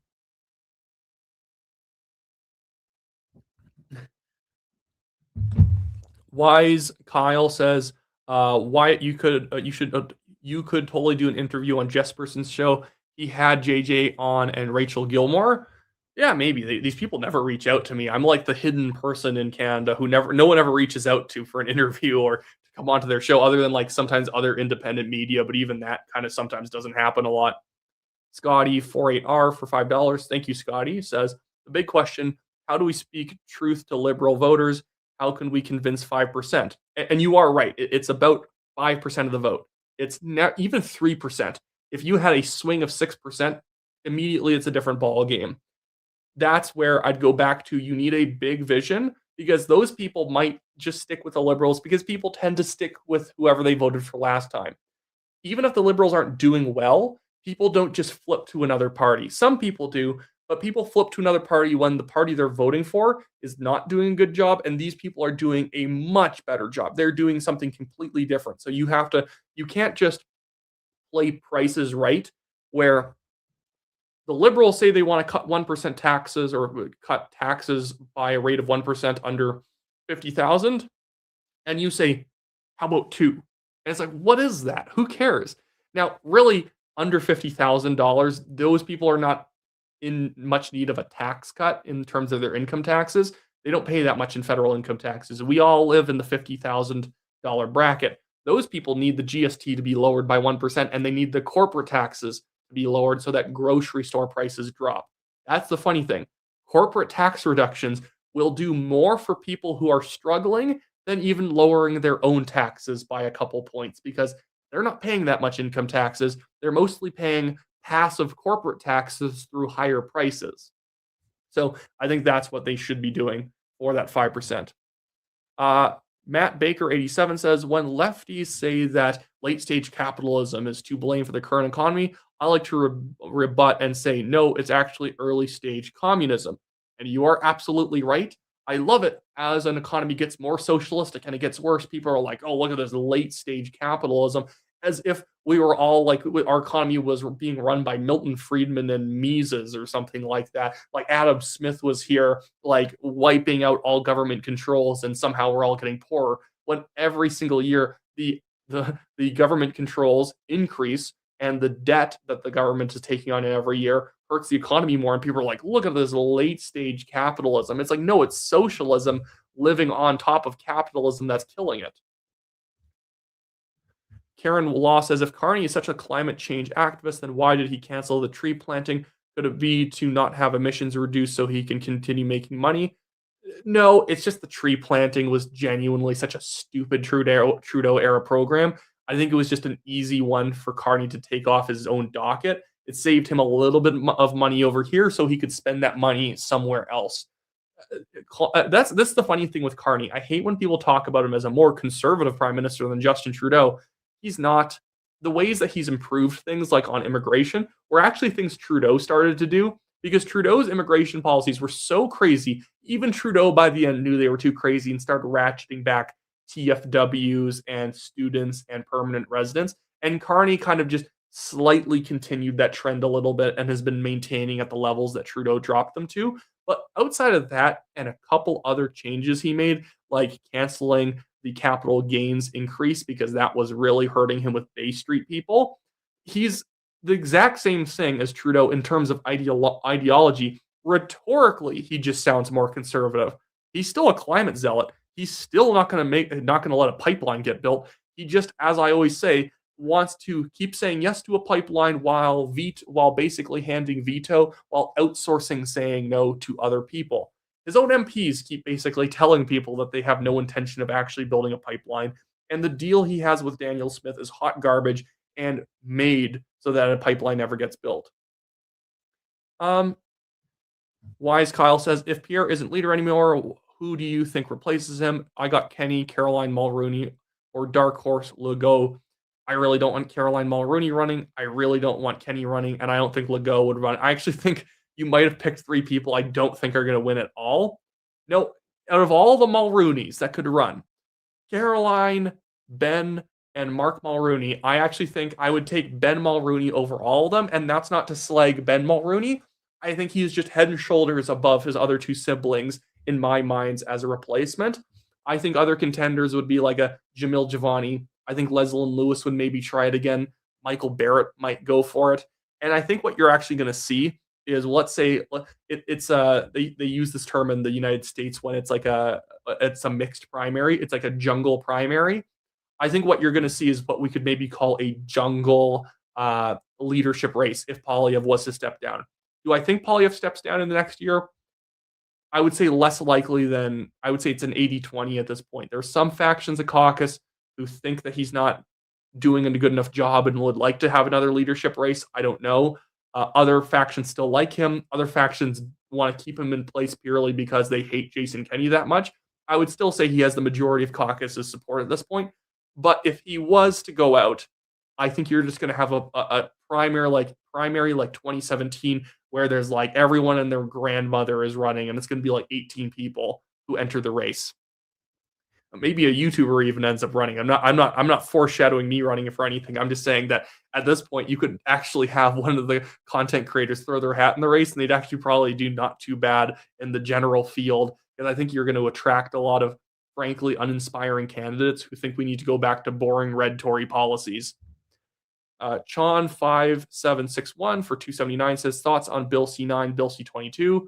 Bill C9 is utter trash, and it's not going to affect anything right away, but it's the precedent it's set by changing the definition of hatred to needing to be tied to an actual crime, like you beat someone up for a hateful reason because they were the wrong race in your mind or they were the wrong religion. That was fine. That's fine if you want to have a hate upgrade, saying you didn't just obstruct that one entering a church for fun. It wasn't like you would have done it to some guy outside of a convenience store. You did it because it was a church. Fair enough. You want an upgraded sentence on that, that's good. But it changed it so that hate could technically be its own offense simply because you detest or vilify somebody or something. And that's absurd and just is a giant open door to judges and prosecutors going after people for just opinions. You just have the wrong opinion, you could get charged. C22, half of it is good, half of it sucks. The half that is good is that there does need to be a greater ability for the government to get a hold of like internet logs and information on somebody if they actually have a warrant because they suspect them of some crime tied to their online activity. Fair enough. Now, C22 goes too far because it effectively makes it so that the government can just demand information on customers of internet service providers and VPN companies at a whim, which is just not how it should work at all. That's actually a good point. Karen Law says, why doesn't Carney buy water bombers to then fight fires? Honestly, a good thing to spend defense money on, but we're building the Alto train, apparently, instead. Dab Dib Dub says, also it's hard for Canadian creators because our politics is boring. Yeah, somewhat boring. I do think that people are actually warming up to Canadian politics because American politics used to be considered quite boring. And then I think that the more talk radio got into the game and then YouTube got into it, I think people are sort of seeing the interesting parts because you have people filtering it out. And it's not just the mainstream media just covering the boring surface level of what's going on.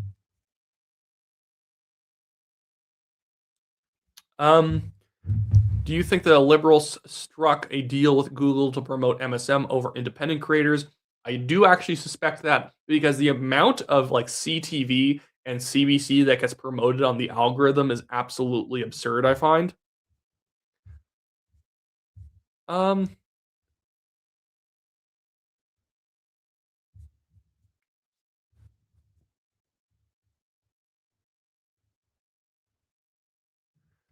So Karen Law says, so shouldn't Danielle Smith not go ahead with this deal because it increases carbon taxes for all provinces? Or am I wrong? I know she can't win either way. Yeah, because previously Alberta was not complying with the higher industrial carbon tax rate that the Liberals wanted.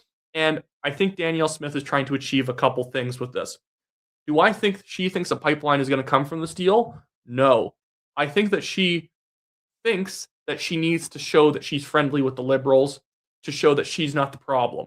And that later on it will be revealed to most Canadians that Carney is the problem with the deal. I do think that she's maybe gone a little bit too far. I think at this point, she should have shown some resistance saying, hey, you haven't even got rid of Bill C-48 or Bill C-69 yet. Why are we moving forward when you haven't done a single thing to make this pipeline more likely? If she stopped right now and just said, "Hey, I'm losing confidence in Carney's actual willingness to make a deal," because Carney just walked back a bunch of changes he was going to make on environmental policy and it was going to scrap the reforms he was going to make. Danielle Smith could have said, "Hey, what's going on? I thought we had a good thing going." Right? Maybe she will eventually do that. I just think that she's kind of biding her time and being as reasonable as possible, overly reasonable, in order to then maybe later on say, "See, I was reasonable for like 2 years straight trying to work with this guy, and then he messed it up." I think that's what she's trying to do because if she shows any unwillingness to work with Mark Carney now, the media is going to twist the truth and make it look like she's just some sort of anti-liberal conservative who doesn't want to work with Mark Carney when he wants to work with her. Sean says, or Larry Brock, probably in regards to the leadership. Actually, Larry Brock would be interesting if he ran. Again, I'm not saying this in any opposition to Polyev right now. I'm not trying to do that. But he honestly, interesting idea, frankly. I'm a conservative boomer, says, I watch YouTube on my TV. I use my phone to send messages. Look at that. Patricia has an entire system worked out over there. I actually missed that one earlier. So, but thank you for saying that, Patricia. I like knowing what people's systems are as they're sitting there. Because actually I was always wondering how people were really watching live streams while they were on TV. Scott says, is Carney a big player in a kleptocracy? No, I wouldn't say so. Although Brookfield, in a lot of ways, is kind of kleptocratic in the way that they operate. Brookfield investments. Okay, my internet cut out there for a second. But if you look at Brookfield's investments and where they made money, it was all these areas of the economy that are not productive. Green energy, batteries, stuff like that. Other wind farms, whatnot, solar. They were involved in areas where you were only making money because the government subsidized it a lot. And I think that has kept up. They're invested in the Vancouver real estate market that Mark Carney just bailed out to the tune of several of billions and billions of dollars. They are in areas where effectively government regulations or grants and subsidies make it profitable. It's not actually profitable. It's profitable because the government throws money in. So in a certain sense, Carney's a little bit of a kleptocrat. I would just say he's a garden variety technocrat who thinks that it's the government's job to drive growth, to subsidize us into prosperity, which is absolutely absurd. And Liam Loves Metal says for 279, thank you, Liam. Our politics aren't boring. The MSM slopaganda is. And that is actually a big truth about the MSM. The mainstream media in Canada makes politics boring.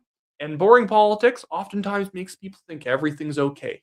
Everything's okay. And the only times they ever actually get heated about something is when they can attack a conservative or when it's time to get rid of Trudeau because the Liberals are becoming too unpopular and they need to force him out.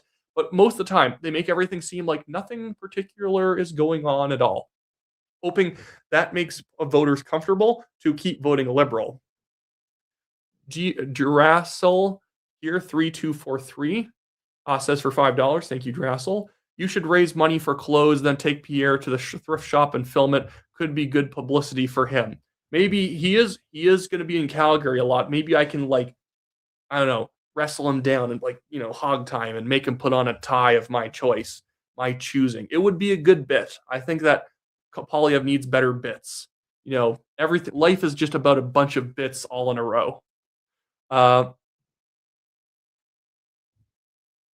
Ruby Duima Gold says, if the polls are meant to demolish my mental health as a conservative, it's working. I will point out, though, if you actually look at more reliable pollsters, it's a very competitive race right now. Abacus has the Liberals at +8, which I think that's probably a little bit overpulling for the Liberals. When you look at their crosstabs on regionals, the Liberals are like 12% ahead in Ontario and like 9% ahead in BC. So it seems like some of the provinces' regionals are probably overstating the Liberal lead.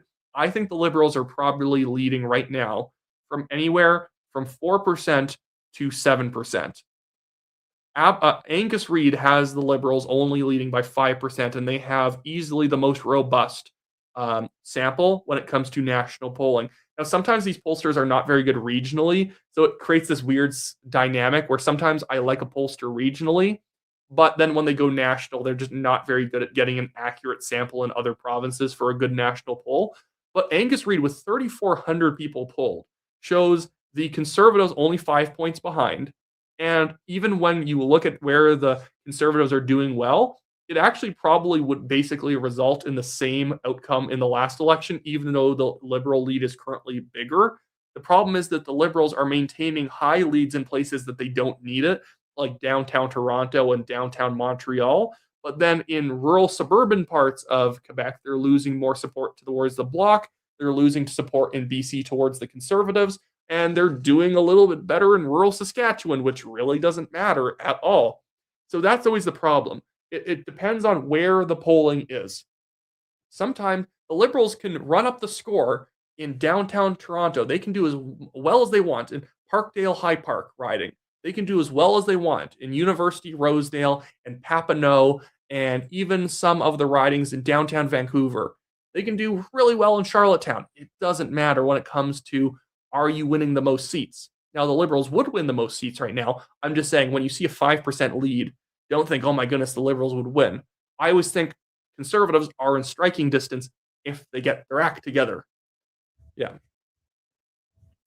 Scotty says Pierre would look dashing in a deerskin hat. Maybe he should just start wearing like one of those communist fur hats. I think that would look good on him. Bid Bup says Inuit hat, police hat, fire hat, welder, airport staff, 911 operator headset.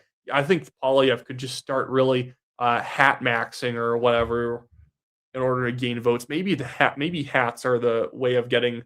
Maybe hats are the way to getting votes.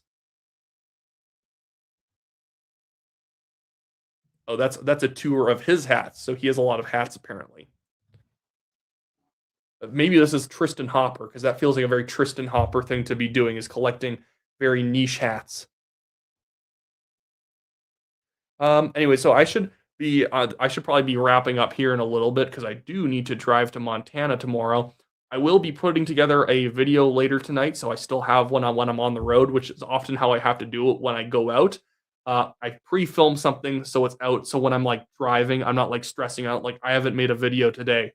But if I don't make a video in a day, I get stressed out, and it honestly has nothing to do with revenue or anything. It has to do with just like it feels wrong because I've pretty much made a video every single day for the past 2 years, minus days where I was like out of town and I was staying at someone else's house and I didn't want to say, hey, can you leave your own house so I can make a video in your office? And so I didn't make a video then, but pretty much every single day there is something new out. And now I will commit to doing more live streams. I think they're fun. I was just getting lazy, and like sometimes when I did that one on election night where I went 6.5 hours without even getting up to go to the bathroom, that was traumatizing. And I haven't done that many since then. That was kind of like the demarcation line where I stopped doing as many live streams, was after election day.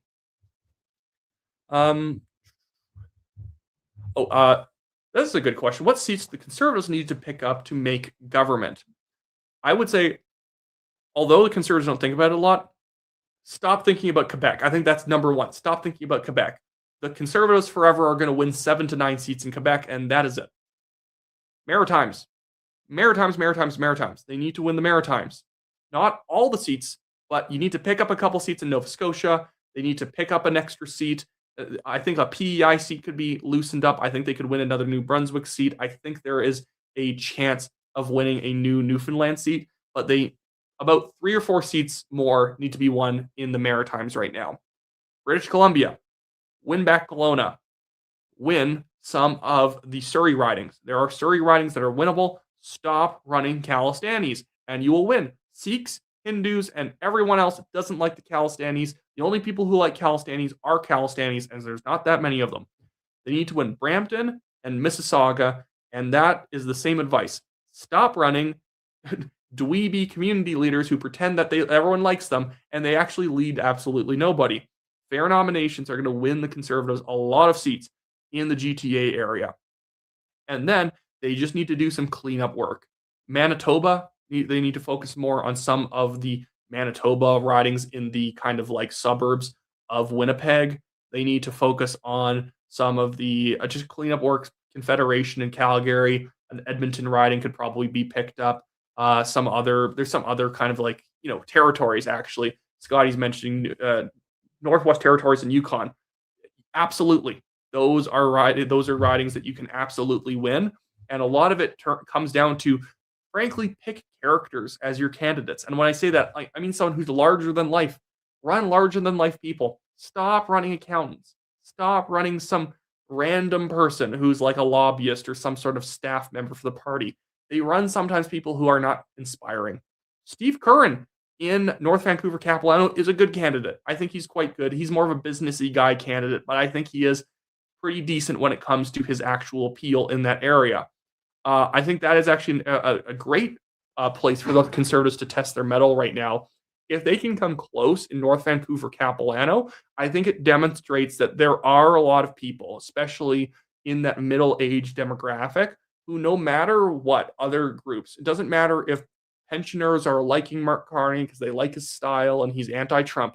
If the Conservatives can come close in North Vancouver Capilano, I think it opens up the map and it demonstrates probably the polling is systematically under-polling Conservatives right now, and we can probably assume the Conservatives are maybe doing 3 or 4 points better than we assume. So that's what the Conservatives need to do right now. Put a lot of money and effort into North Vancouver Capilano. Donna says, hi, Wyatt. I'm trying to be positive like you guys are saying, but I'm thinking my country's too stupid to survive at this point.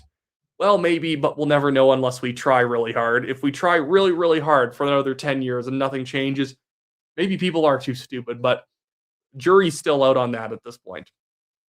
Anyway, so that should be it for me today, guys. I'm going to leave now. Sorry. I feel like I'm like, I don't know, like getting up from a family dinner out of nowhere and just like exiting the room, but it must be done because it's currently 11 p.m.